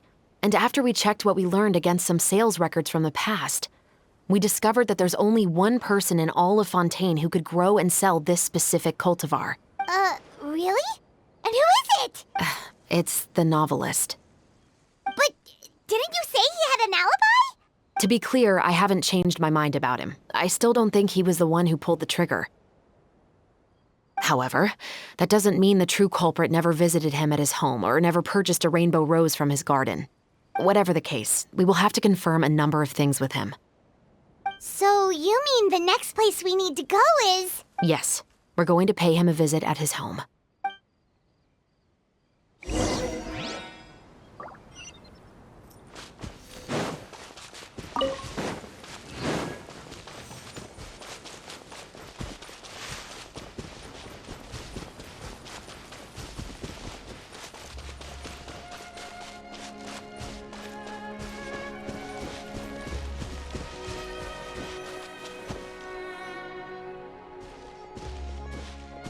That should be his house. There are so many Gardamex stationed around the place. That's pretty unusual, right? According to what he told me last time we spoke, he hired them so he won't be harassed or disturbed. Huh. So there are a lot of flowers in his garden, but Paimon doesn't think we'll be able to pick one without alerting the Gardamex. Right. Which is exactly why I think there has to be a special connection between him and the killer. So, should we knock? Just wait here for now. I'd like to take care of a number of those Gardamex first. But they're so far away. How are you planning to do that? Don't forget, Paimon, I'm actually the real-life captain of the Musketeers.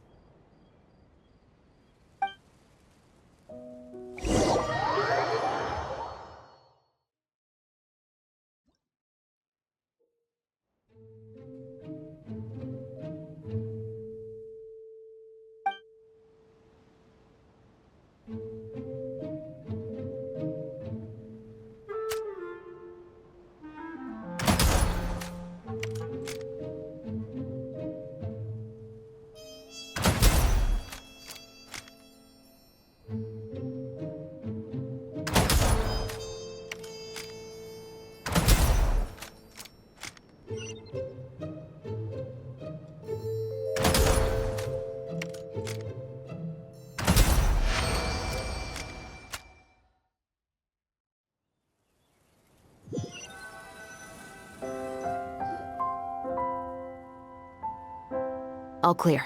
Let's go. Wait!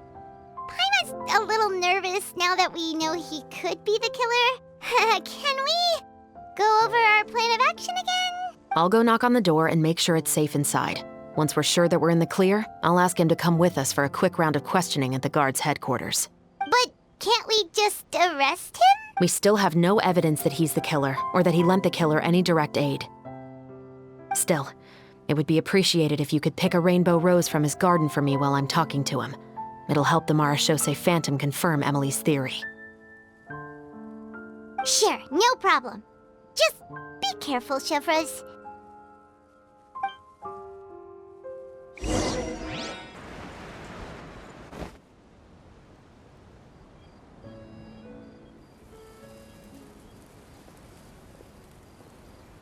Excuse me, Mr. Baptiste, are you home? Who could it be at this hour? Oh, it's you, Officer chevreuse. Would you mind accompanying me to the guard's headquarters, Mr. Baptiste? We would like to ask you some questions about a case. Oh, is it still regarding the murder case from before? I cannot confirm or deny that at this time. So it is then.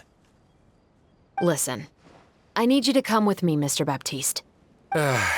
Miss chevreuse, I'll save you the trouble. Oh, and you two over there? There's no need for you to pick my flowers either. It's not time for them to bloom yet. Oh!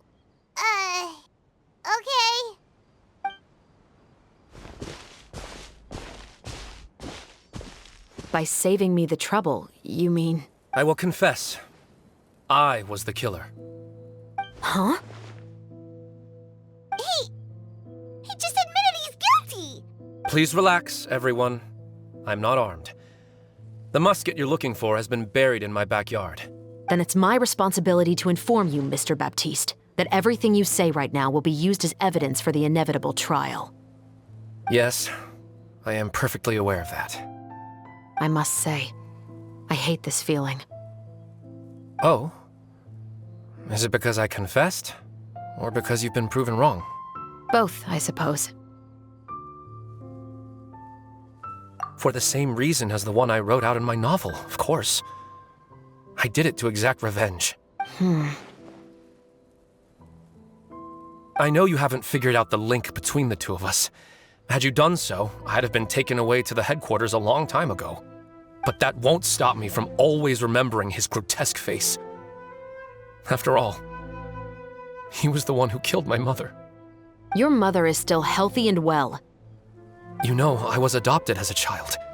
I was referring to my birth mother. That was never recorded in the orphanage's records.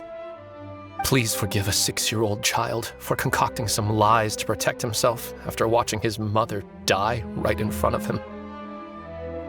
So, your novel, it was like a record of your life? No, of course not. It was a work of fiction with many embellished parts. But I am indeed the illegitimate son of a wealthy and influential man who abused his power to murder my mother. That part was 100% real. But the man you killed didn't have a mora to his name. He was a hired assassin, an irredeemable beast who sank his fangs into a defenseless woman just for a few bags of mora. But if that's really the truth, you wouldn't be telling us any of this now. You still haven't managed to take revenge against your father, the true mastermind behind it all. I never thought I'd hear that kind of thing from the captain of the Special Security and Surveillance Patrol. I'm simply skeptical about your motives. It's simple, really. I've grown tired of everything and don't want to shoulder this burden anymore. You may have considered me too soft to pull the trigger. Well, as it turns out, you are exactly right. I've become overwhelmed by the aftermath of the murder. So you're going to call a stop to your revenge, just like that? The true mastermind is too rich and too powerful for me. I've accepted that I will never be able to avenge my mother alone. And so what? The characters in your book never gave up. Now, Officer chevreuse, I'm the one who has killed a man, aren't I? Are you trying to convince me to commit another crime? What's your father's name? How do you plan to prove the veracity of all of your claims? Well, I'd like to speak with you privately. Sure. Why don't we speak privately at the guard's headquarters? No, it has to be here. I must ensure that we won't be overheard. Fine. Let's talk here. When I said won't be overheard, I meant by anyone. I would like to speak with you and you alone.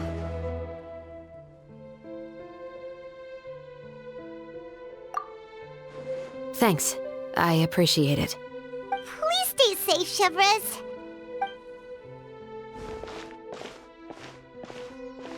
All right. Let's hear it. Will you really believe what I'm about to say?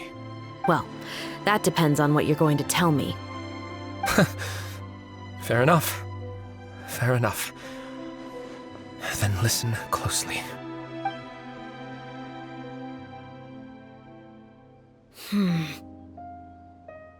So that's how it's all connected. So, it seems you believe me after all. Do you want me to go public with this? No, of course not. At least, not right now. Then why did you bother telling me? You've read my work. What do you think? Even if you were to go public with all of this right now, he'd simply deny everything. It's been too long. Almost 20 years. Anything that could be used as evidence has long faded away.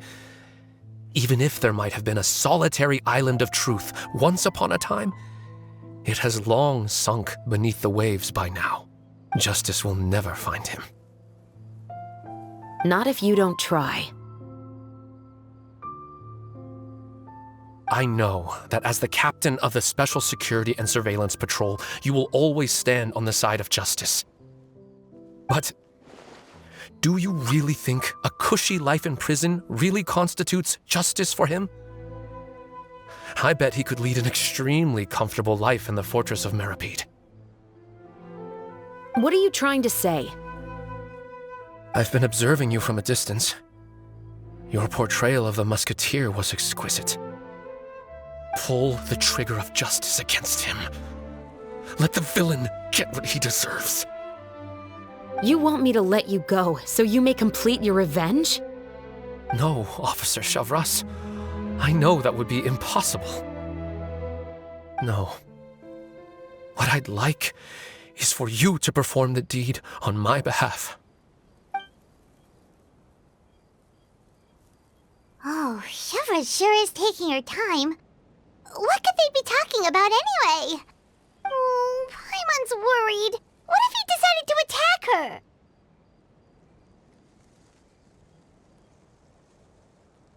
Oh, you do have a point.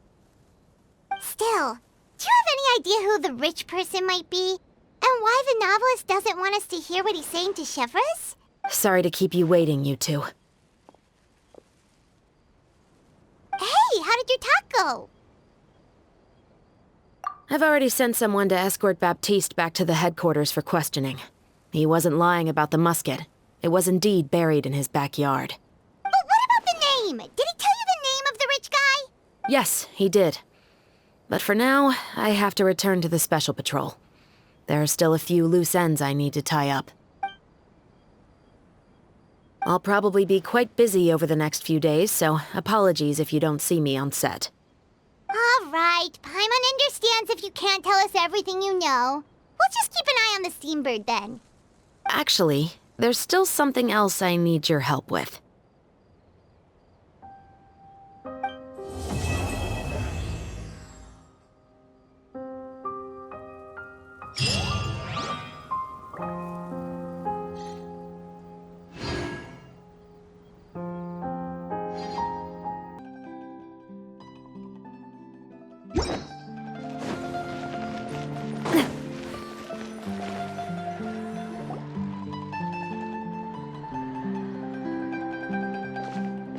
Good morning! Ayaka and I were just talking about you. Is chevreuse still not joining us today? Probably not. We haven't seen her either. Huh? That's such a pity. Director Furina said that we've only got a few small scenes left before wrapping up the entire thing. She even said that she'll get me into a couple scenes so everyone will have a chance to shine in front of the camera. We were also planning on having a victory feast once we're all finished filming. You can join us, right? If only chevreuse was here. I still haven't taken a photo with her. I'm afraid that can't be helped. Those Special Patrol folks are like phantoms when they've got a case on their hands. But to be honest, I'm even more concerned by what I read in the Steambird earlier this morning. It said that the killer in the murder case was none other than the author of the 2 Musketeers. Oh yeah, I heard about that too.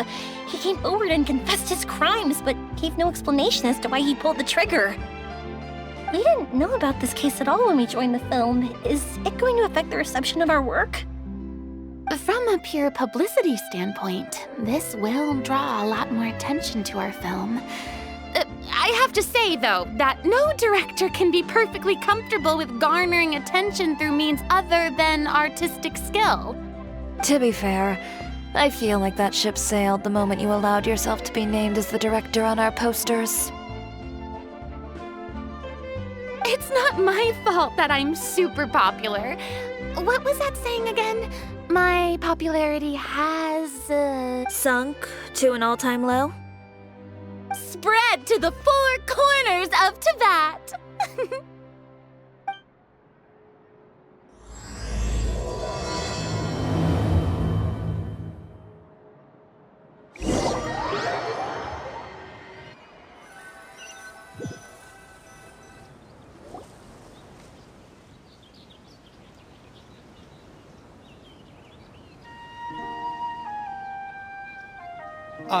Excuse me, everyone. Xavier! Feels like it's been ages since we last saw you. I've been talking nonstop with the Film Association, and I'm absolutely swamped trying to coordinate the film's marketing. So forgive me for not being around more often, but please believe me when I say that I will make sure everyone's hard work gets the exposure it deserves. Oh, seems like you've been fighting your own battles. Yes, that's one way to put it. Oh, and before we begin the final round of filming, please allow me to finally introduce you to the original investor of our film, Mr. Morris. A pleasure to meet you all. Yes, glad to make your acquaintance, Mr. Morris. We've heard about the issues you've encountered with your financial situation, and genuinely hope that things have taken a turn for the better. Oh, well, the situation has, indeed improved somewhat. Don't worry, Mr. Morris. Accidents and last-minute challenges happen all the time. There's no need to blame yourself over it. The good news is that we're almost done filming now. And I would even say that this is the best story I've ever seen. Is that so? I see, that's great news.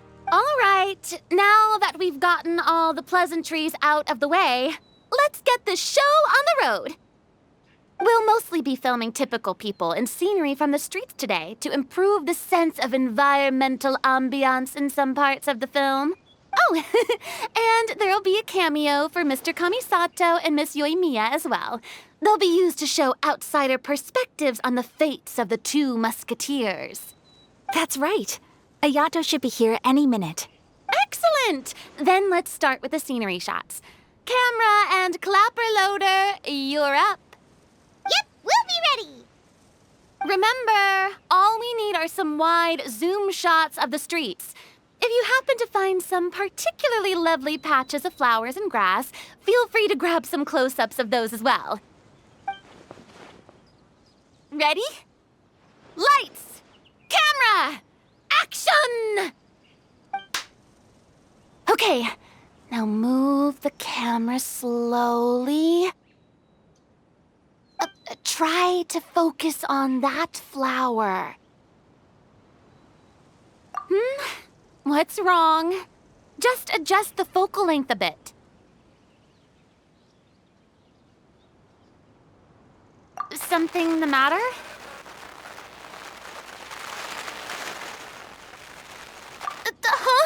But wasn't it working fine for all the days before? Veronique, can we try a different camera? No problem. How about this one? All right, let's give it another try. Lights! Camera! Action!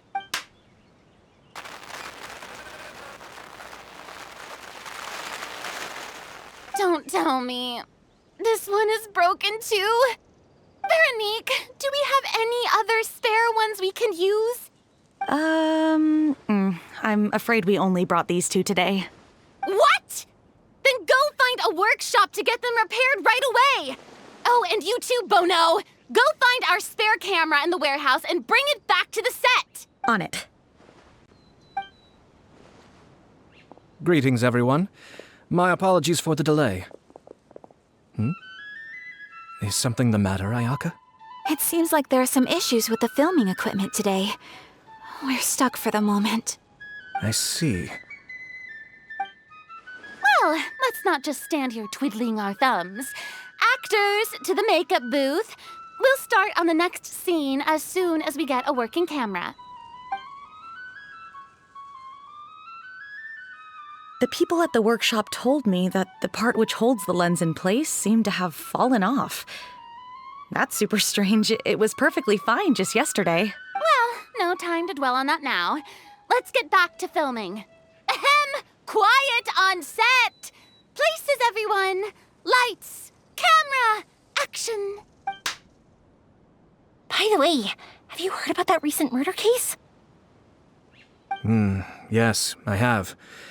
It seems that they've caused quite the commotion in the city. I heard that the chief of the guards is so mad about not catching the culprit that he's about to explode. Oh? I find that quite hard to imagine, considering how he already looks most days. Director, we have a problem. Oh, we're in the middle of a take! Couldn't you wait until we wrapped up this scene? No, Director, our film, all the finalized film that we've been keeping in the case has disappeared. Oh, wait, well, what did you say? Mr. Bonneau, please take me to where the film was kept right away. I'm coming too. No, Yoimiya, you have to stay here. Oh. Okay, listen up. Everyone who's not working on this current scene can go with Bonneau to look for the film. Everyone else, stay put and wrap up the scene. Unbelievable. How could all these problems happen in just one day?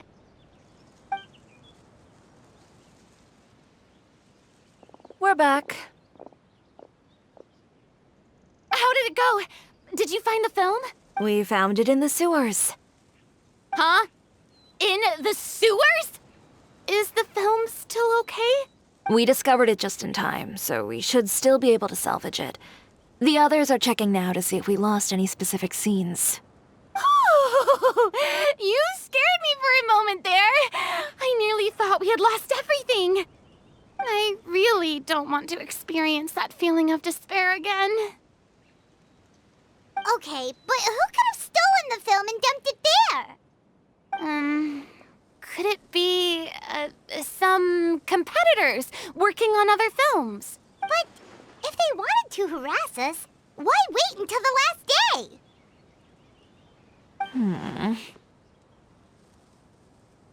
Okay, we don't have time to really look into it right now. Let's strike while the iron is still hot and wrap this thing up once and for all. Yeah, let's finish it.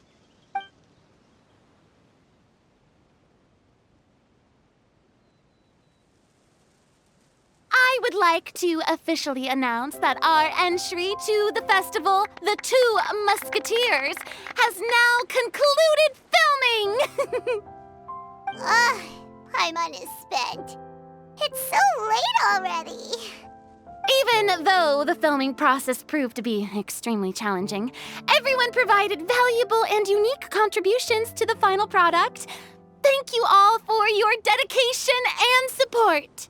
And just like Director Furina, I would also like to extend my most heartfelt thanks to all of you. Really, you've all helped me so much. All right, let's save the awards speech for later, and hopefully also get some rehearsals in before the real thing. Anyway, now it's time to party! Let's all make our way to the beach and have a celebration feast so loud and fun that even the blubber beast will want in. Party, party! Paimon wants to party!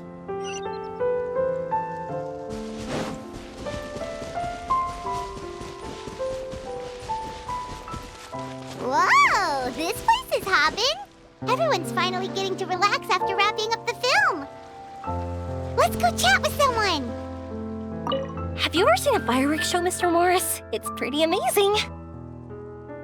I'm afraid I haven't, but I'll take your word for it.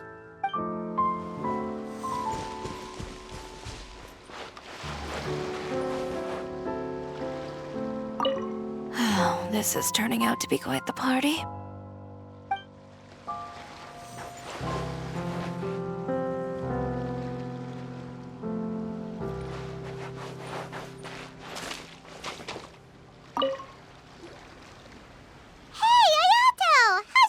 Going? Everything went rather smoothly. Thank you for your concern. Hayato told me that we've already confirmed the dates for some Inazuma Fontaine cultural exchange events. So the next time we visit, we'll be doing so in our capacities as the representatives of the Yashiro Commission. Oh, that's great! Then maybe Paimon will be able to find Fontaine detective novels in Inazuma from now on. Oh, wait. Wouldn't Yaimiko get upset if that happens? That would be stealing some of her business. You've got a point. She's always complaining that light novels have become bland and too predictable after all. The cultural exchange won't only feature literatures of both nations, of course. We have also made plans for cross-cultural engagements in the fields of gourmet cuisine, toy making, and artisan craftsmanship. Whoa! Paimon's getting super excited now! When the time comes, be sure to visit and participate in all the events.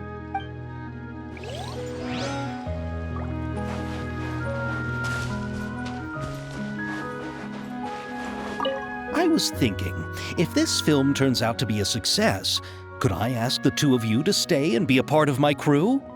Of course, I'll definitely increase the pay for next time. I'd be more than happy to, Mr. Xavier. Thank you for the offer, Mr. Xavier, but I've made some plans to go on a journey to the other nations once the festival is over. Is that so? Well, then in that case, bon voyage, Miss Veronique. Please feel free to get in touch once you've returned to Fontaine.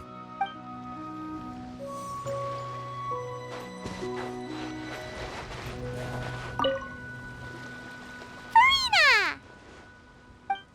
Oh, my darling clapper loader and camera operator. You've both worked really hard. Paimon thinks you worked even harder than us. Honestly, Paimon was getting a little tired of playing with the clapperboard by the end of it. Worst of all, Paimon started having dreams of you shouting, "Lights, camera, action!" into Paimon's ears. The actual dream can't even start until you've yelled that. Hey, if anything, shouldn't I be more grand and delightful in your dreams? We've been through so much together, and that's how your brain remembers me? That's not Paimon's fault. We've just used the clapperboard too much lately. Anyway, what's most important is that we've wrapped the film. I'm pretty confident that we'll take first prize. Hey, no need to mention the official name. Wait, now that you mention it, if we did win the prize, would Furina just get a statue of herself? Come on, I don't need that kind of attention. Xavier can accept the reward on our behalf. But just imagine! Furina accepting the Furina Award and holding a Furina statue. I'm going back to my dessert now. You all can keep discussing that on your own.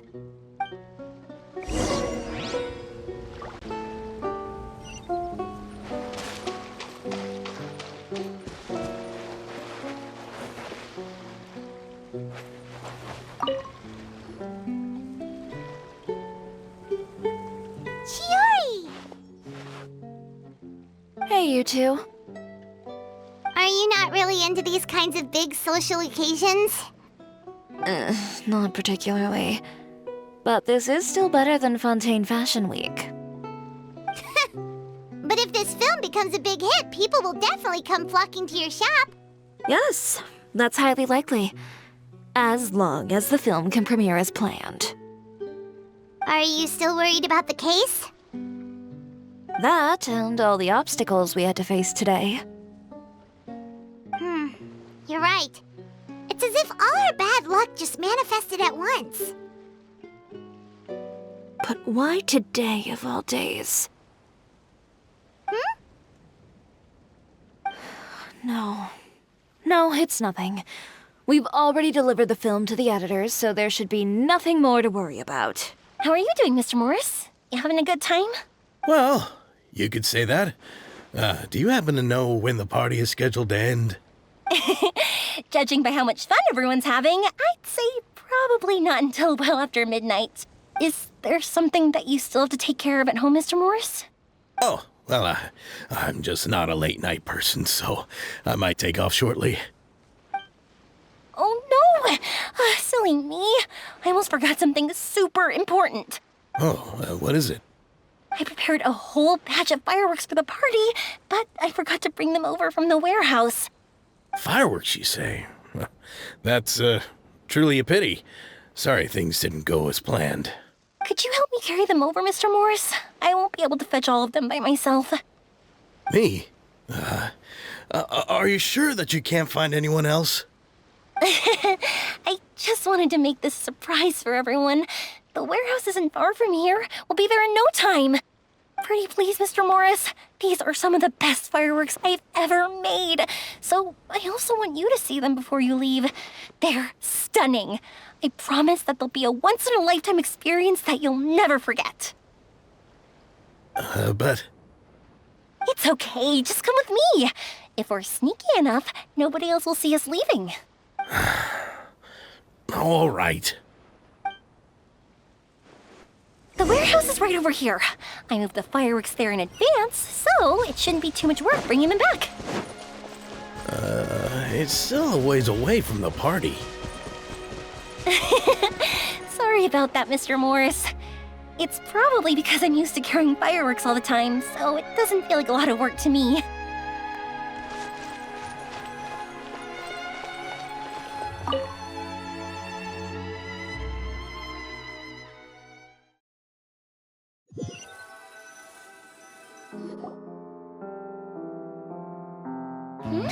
It's dark in here. Wait here, Mr. Morris. I think the light switch should be somewhere over here. Why did I have to get roped into this? What was that?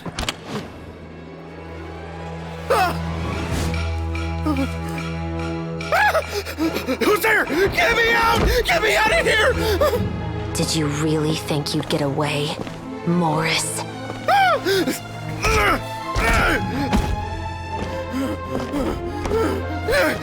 You've got the wrong guy. It wasn't me. I'm not the killer. You know, Eliza died a far more heroic death than this. She fought your assassin to the end, to save the children she had hidden beneath the floorboards.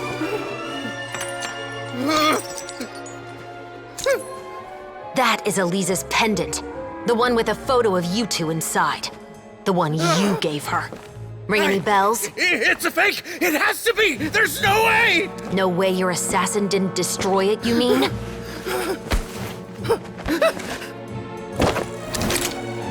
Did you ever love her, Morris?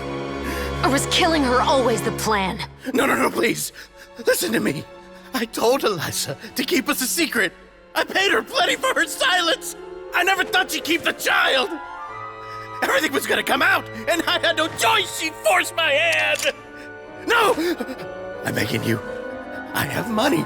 Just name your price, please. You can keep your Mora, and you can go to hell.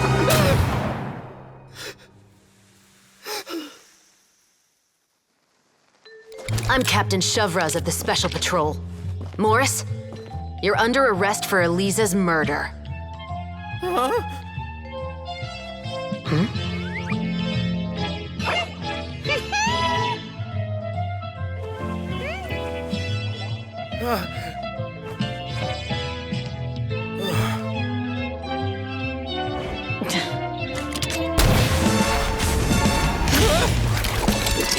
You're under arrest too, prop manager Veronique. Or perhaps I should call you the second musketeer.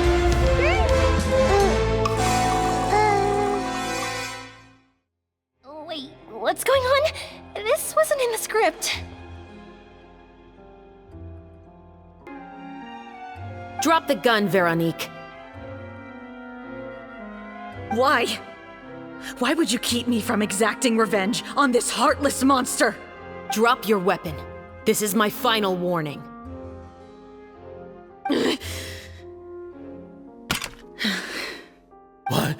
What is going on? Do I have to spell it out for you, Morris? Everything that took place just now was staged to get you to confess the truth. But this last part is all improv, of course.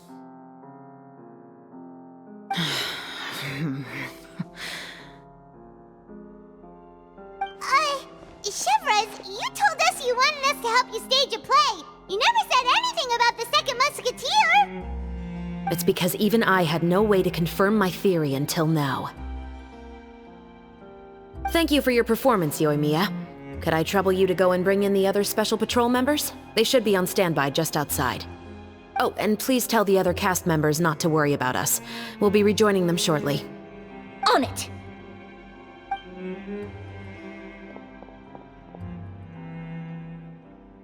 So what do you think, Morris? Care to talk about what happened 20 years ago?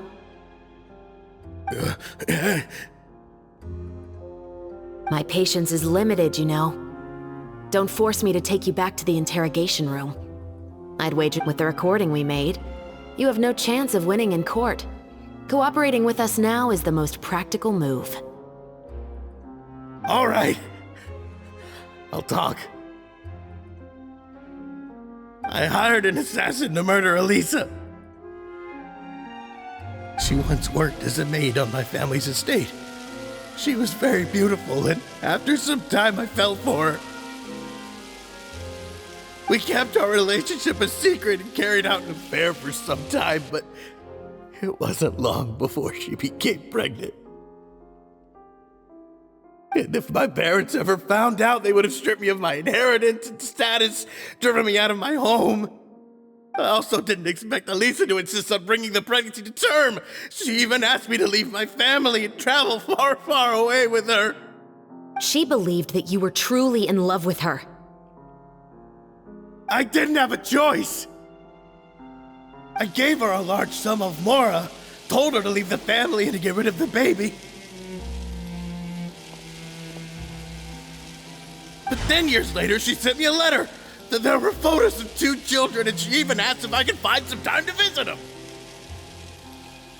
Huh? 2 children? Paimon thought Baptiste was the only... you mean... Even if she had the children against your will, you could have just ignored the letter entirely. Why kill her? I had just gotten engaged to be married to an heiress from another wealthy family. So if anyone were to find out about Elisa, my life would be completely ruined. I didn't have a choice. No. You always had a choice. You just made the wrong choice. Again. Do you know how it feels to watch your mother be killed right in front of you? My brother and I were hardly even school age yet. We were hidden beneath the floorboards, grasping each other's hands like a lifeline. We were so terrified that we didn't even know we could ever take a breath. All we could do was to watch Mother try to fight back, and then collapse to the floor. Even after the assassin left, we were still too terrified to leave our hiding spot. We thought that he might come back. It was only until the next evening, when we finally climbed out and gathered around our mother.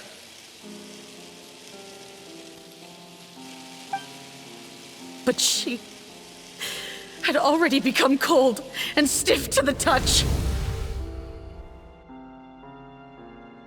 You made up your mind right then and there to bring this case to light. Not only that, we resolved to get our revenge. And that's why you became the Musketeers. No, that's why I became a musketeer. The man from before was also killed by me.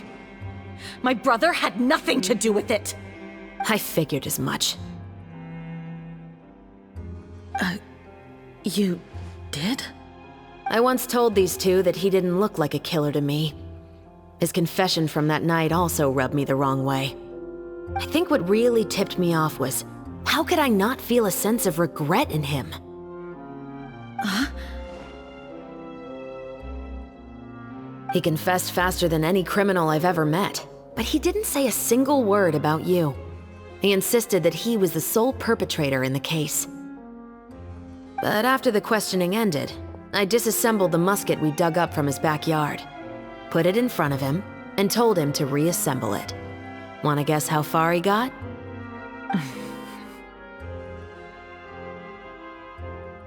He had no idea where to even start. He's never touched a gun in his life. Based on that, I determined that he was not acting alone. He only surrendered himself to draw our attention and create a moment of opportunity for his partner. So, I decided to play along. And as expected, the second musketeer followed us without hesitation once she saw Morris get separated from the rest of the cast. Besides, why else would he call the novel The Two Musketeers? But how did you know it was Veronique? I figured it out the moment Baptiste told me his father's name. That so-called financial crisis was all just a ruse. He just wanted to sign up as the investor and then leave the film without any source of funding. After all, he has a vested interest in minimizing the reach of this story. It's really just the same thing as what he did to Eliza all those years ago. Human scum. But then Xavier pulled out all the stops and got the film made against all odds. Morris couldn't have that. With the killer in custody, he figured it was safe to act. And so he came to visit the set today, just as I expected. Wait, so you were behind all those mishaps today?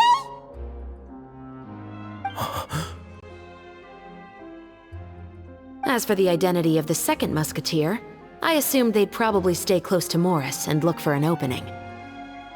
And if they already knew that Morris was the film's investor, then that narrowed the list of potential suspects as well. Furthermore, being the props manager would allow the culprit to avoid scrutiny by purchasing mechanical parts in the name of the crew. With that hypothesis in mind, I went back to check Baptiste's orphanage adoption records. Guess whose name I saw on the same page, just a few lines from his. My brother. He trusted you. As in, he trusted me to perform the deed on his behalf? He trusted you to stand on the side of justice. I am. I thought you could do it as well. Oh, the look on your face when you told him to go to hell. I really thought you'd put a bullet in his brain. You know what he has done. Are you telling me that you'd rather see him spend the rest of his life living like a king in the fortress of Meripede? I will never be able to forget the feeling of my mother's cold, lifeless hands. And you would call this ending fair? Is this what you call justice? I won't lie, Veronique. I did hesitate when your brother first told me about the truth. I wondered. I agonized over whether I should really put a bullet in his head. So why don't you? Because that should never be how justice is carried out in this world. Perhaps, to you, justice is simply reciprocated, an eye for an eye and a life for a life. But everyone has their own understanding of justice. If everyone were to pursue their own definition of it, there would be no more order in this world. Today, you'll kill Morris, and tomorrow, his children may come for you. The world cannot render judgments based on a desire for revenge. That will only lead to a cycle of revenge, as well as the destruction of order and civilized society. Fontaine is founded on a set of laws and a standardized code of justice. That is why we are the nation of justice. But with all that said, I will promise you this. Morris will not lead a cushy life in the fortress of Meripede. Chevreuse, the rest of the special patrol is here. Thank you so much, yoimiya. Letelier, Terena, please take them away.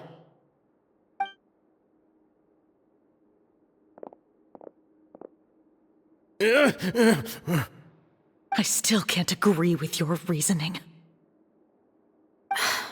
I know. Justice has not been delivered. At least, not today.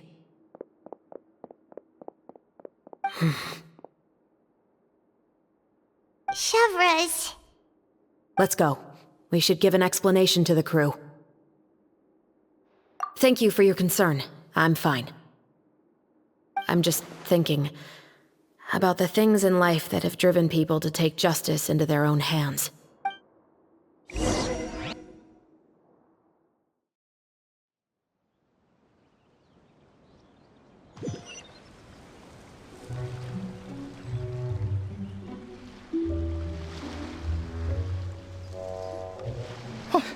Who would have thought Morris would turn out to be...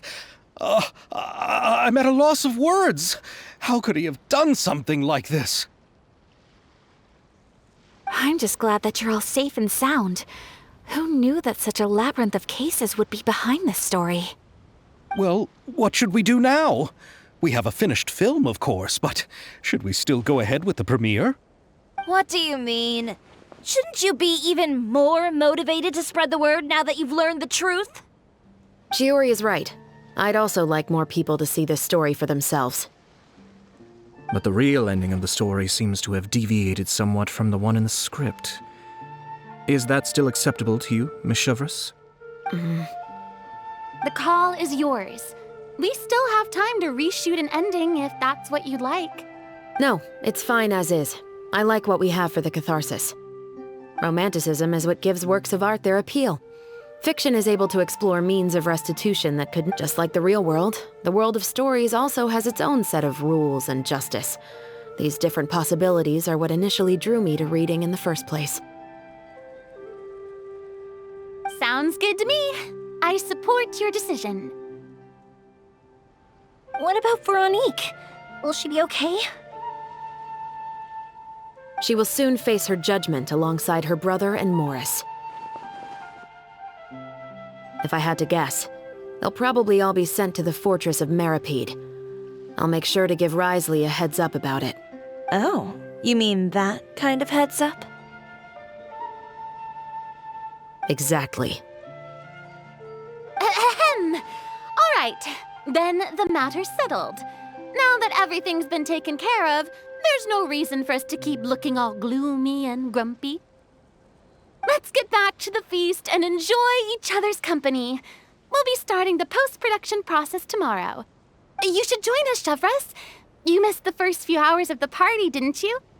All right. Count me in. Then I'll wait for you over there. There's still some good news that I'd like to share with Chevreuse. Traveler, Paimon, could you wait for me by the sea after the party ends? I'd like to go on a brief walk with the two of you. Thank you very much.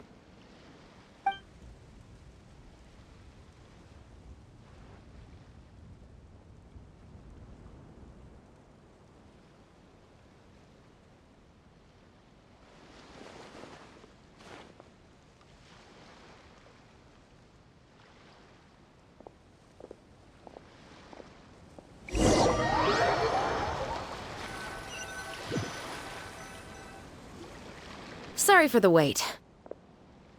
Oh, we weren't waiting long at all. Is there something else you wanted to tell us? No, I don't have anything new to share. I just felt that since you were my investigation partners, I should have another conversation with the two of you.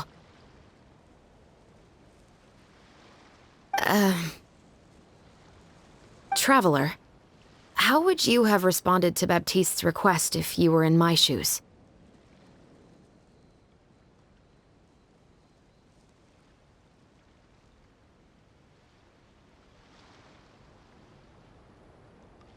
Is that so? Well, thanks for sharing. When I was young, my father often took me here to swim. We'd come rain or shine, even when it was freezing cold. He told me that swimming was the best activity to train one's strength of will. You could never give up before reaching the shore, especially when the water was cold. Oh? Why's that? Because the moment you give up would be the moment you die. At that point, I still hadn't received my vision.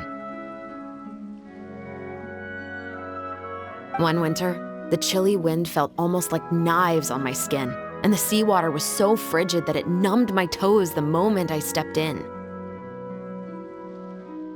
I cried and begged my father to spare me from having to swim across, but he wouldn't listen. He used to be a member of the Special Patrol as well. You could say it was his way of educating his children. That sounds awful. When he saw that I wouldn't stop crying, he just picked me up and tossed me into the icy water. The bone-chilling cold took away my senses. I couldn't feel anything but fear and rage. I waited for my father to save me, but one look and I knew he'd already started swimming for the opposite shore. I realized that if I were to give up, I really would die right then and there. I used all of my strength to try and catch up to my father. Those few minutes felt longer than my whole life up until that point. I did, however, make it to the other side. I've never felt afraid about anything in my life after that, nor have I ever cried again. That way of teaching would have never worked on Paimon. Yeah, I don't think that was the right method for anyone. It's just that, working now as I am in the pursuit of justice, I still sometimes feel like I've been tossed into that winter sea all over again. The anger and the helplessness. Chevreuse. But the worse I feel, the more I know to never give up. The alternative would be to forever lose myself among the waves. Anyway, how about a race? Neither of us will drown, but we can still see who swims faster. You guys go ahead! Paimon will grab the clapperboard to mark the start of the race.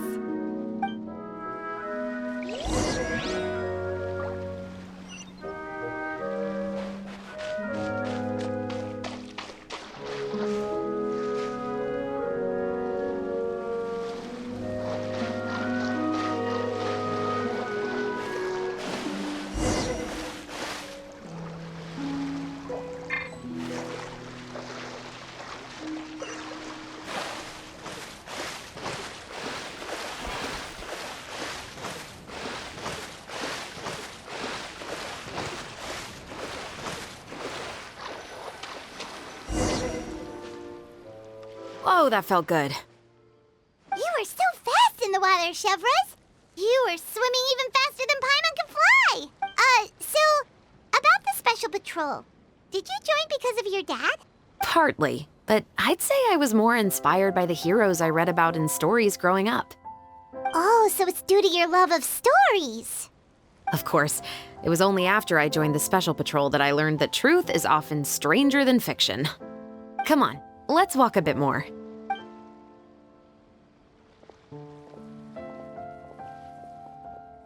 To be honest, I do sometimes question whether the decisions I make are the right ones. But I know that no matter what, I must keep swimming. Because the only thing I've got my eyes on is the shore in the distance.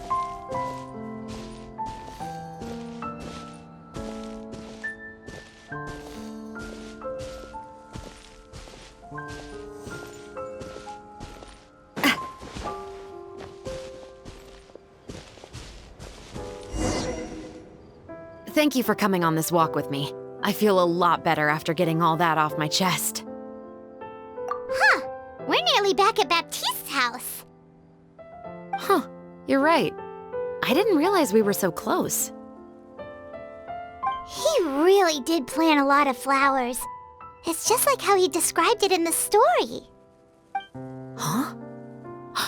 Wait. Paimon, Traveler, look! The rainbow roses in the garden. They're in full bloom now.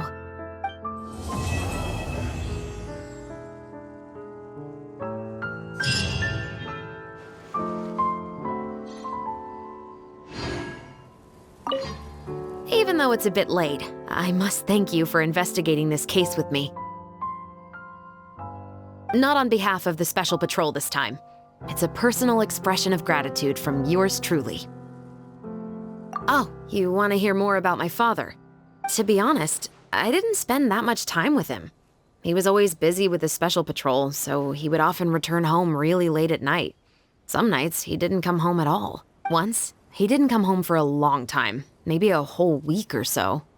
When I went out to buy food, I learned that he had become a criminal, and by extension, that made me a criminal's daughter. But we can talk about that another day.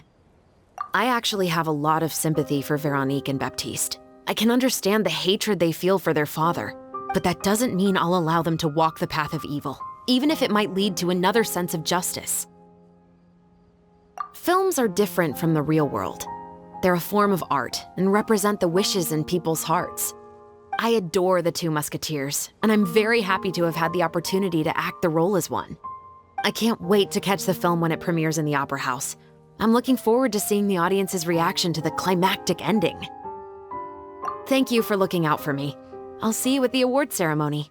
I'd be very surprised if we don't win.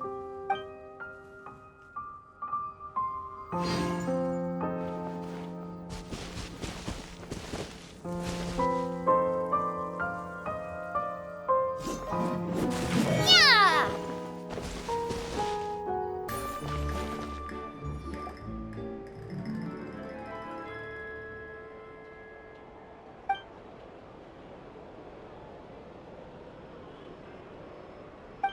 Xavier, it's been a while. Hey there, you two! Sorry I've been scarce. I've been buried in marketing and preparing the film for release ever since we wrapped post-production. The award ceremony is today, right? Paimon wonders if we'll win the Furina Award. I'd give it a 90% chance. Furina! Oh, Paimon didn't know you were already here. You're earlier than everyone else. I'm sure the others will also be here in no time. Xavier, if we end up getting called on stage, shouldn't you come up with a name for our crew? What? But we don't even know if we're going to win. I wouldn't want to jinx our chances by celebrating early. Just open your eyes! Surely you've seen the audience's reactions to our film. We've had nothing but critical acclaim. You've also had conversations with the Opera House's operating staff, right? Didn't they want to increase the number of showings? With the mora you've made from the box office, you can now open your very own film company. But that's all credit to my amazing crew. You've all helped to make this a reality, so I can't be the only one asked to come up with a name. Well, give it some thought. I'm sure the crew will respect your choice. All right, but before that, Traveler and Paimon, could I trouble you to quickly pay a visit to the Fortress of Meripede? Huh? But shouldn't we stay for the award ceremony? I wanted to ask you two to invite chevreuse to join us at the ceremony. She's one of the lead roles, after all. I haven't been able to find her recently, so I haven't had the chance to invite her personally. According to the papers, the culprits of the Musket murder case will be personally escorted today by the captain of the Special Patrol to the Fortress of Meripede. Oh, Paimon gets it now. Yep, just wait here, Xavier, and maybe try to come up with a few snappy-sounding names. All right, then I'll leave you to it.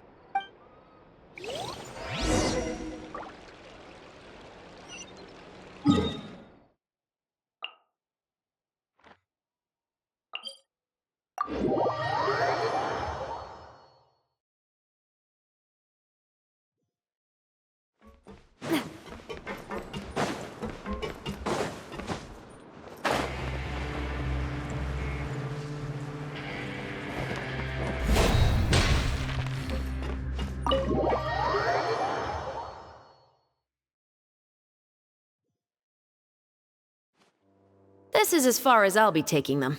I'll leave the three of them to you now. Got another errand to run? Something like that. I'm expected at a party. Now that's something you don't hear every day. Found a new pastime? No, it's just a special occasion. Chevreuse! Wriothesley! Festivals really do bring people together. It's been a while since I last had so many visitors at the Fortress of Meripede. Call it the festival spirit, I guess. Yeah, you could say that. Even our head nurse has gotten herself all worked up preparing super deluxe nutritious shakes. Just one gulp and you'll have met all your nutrition needs. Were you talking about work just now? We've already finished discussing everything. So, what do you think about my heads up, Mr. Wriothesley? I believe I haven't yet made any promises or guarantees. But you also didn't shoot me down. Here, how about this? You could give everyone a copy of the newspaper. Perhaps on the day when the cover story happens to, oh, I don't know, expose a certain someone's misdeeds from 20 years ago? I suppose then a certain someone may soon find himself the most unlucky person in the Fortress of Meripede? while another 2 people will soon be hailed as heroes. Speaking of heroes, did you 2 need something from me? Actually, we're here for... You're here to invite me to the party, right? Don't worry, I didn't forget. Ooh, then let's head back right away! See you, Wriothesley! Happy Fontinalia Festival! And the same to you.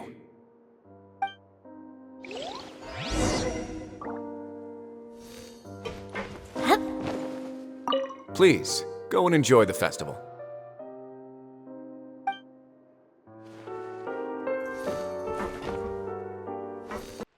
And the winner of the Furina Award for the first Fontinalia Film Festival is... the 2 Musketeers!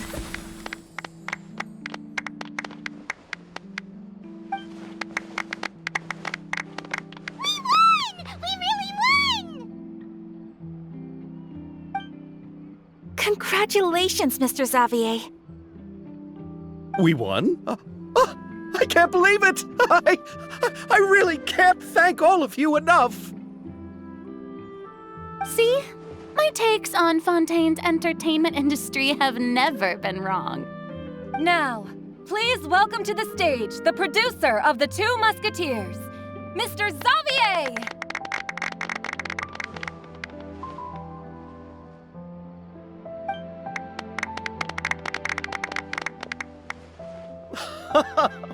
Thank you! Thank you all so much for your recognition and support. While I'm up here, I would love to give special thanks to... Time really flies, huh? It certainly feels that way. It feels like it was only yesterday when you were teaching me to hold a musket. Will you come back to Fontaine again? Of course! I'm very fond of this city.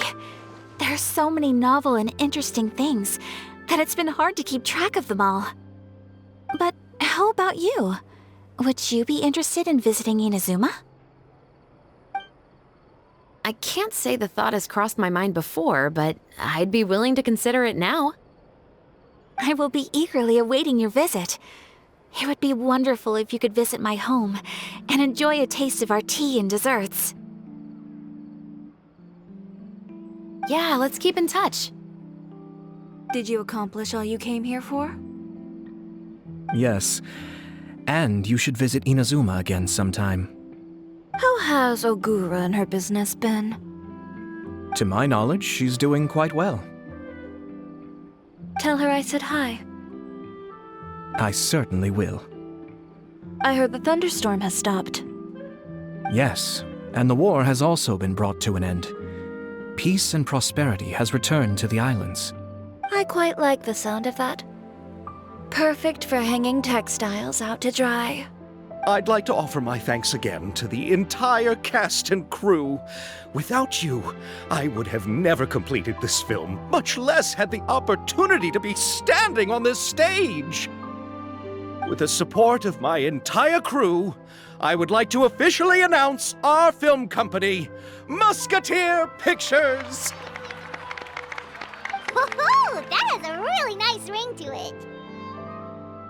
Then in that case, let's please welcome all the members of Musketeer Pictures onto the stage for a commemorative photo. Oh, Paimon didn't know we'd also be taking pictures. Director Furina, I believe you are the most deserving person to raise this trophy. Huh? No. There's no need. It's so embarrassing. It's an honor the director deserves. Yes, I agree. Just accept that you're not getting out of this. Ready, everyone? 3, 2, 1. Musketeer Pictures!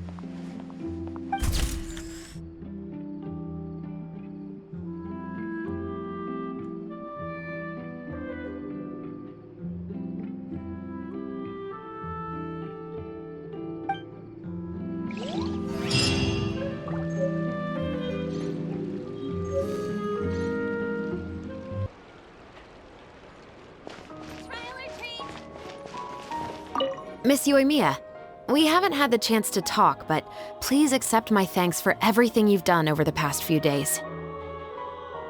Oh, but I feel like I didn't do anything out of the ordinary. I'm very grateful for your assistance during that special performance in the warehouse. It was always going to be somewhat risky to engage and draw away Morris all on your own. You're only a civilian and have never been trained to act in such a dangerous situation. Don't say it like that.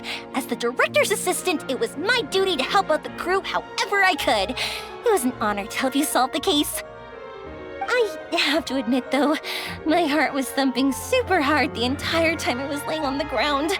I was scared that everyone would notice. You did great. Oh, and before I forget, if you ever visit Inazuma, please come and pay a visit to Naganohara Fireworks. I'll make some fireworks for you. I even know what shape I'd make. I'm guessing a musket. Telling you now would ruin the surprise. If you really want to see it, just come and visit me.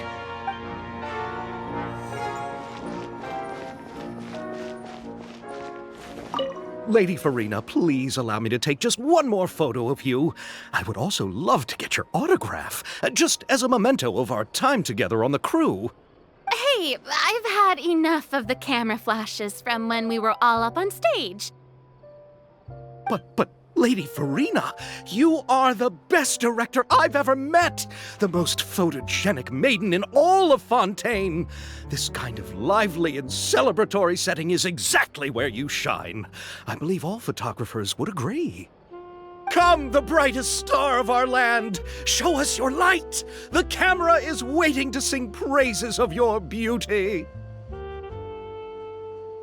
Well, I'm flattered, but... All right. I'll humor you and try a few more different poses. But I don't have to hold the trophy, right? Of course. You may pose however you like. Thank you so much. Thank you so much. By the heavens, my luck has been beyond belief. I'm having a hard time coming to terms with it now.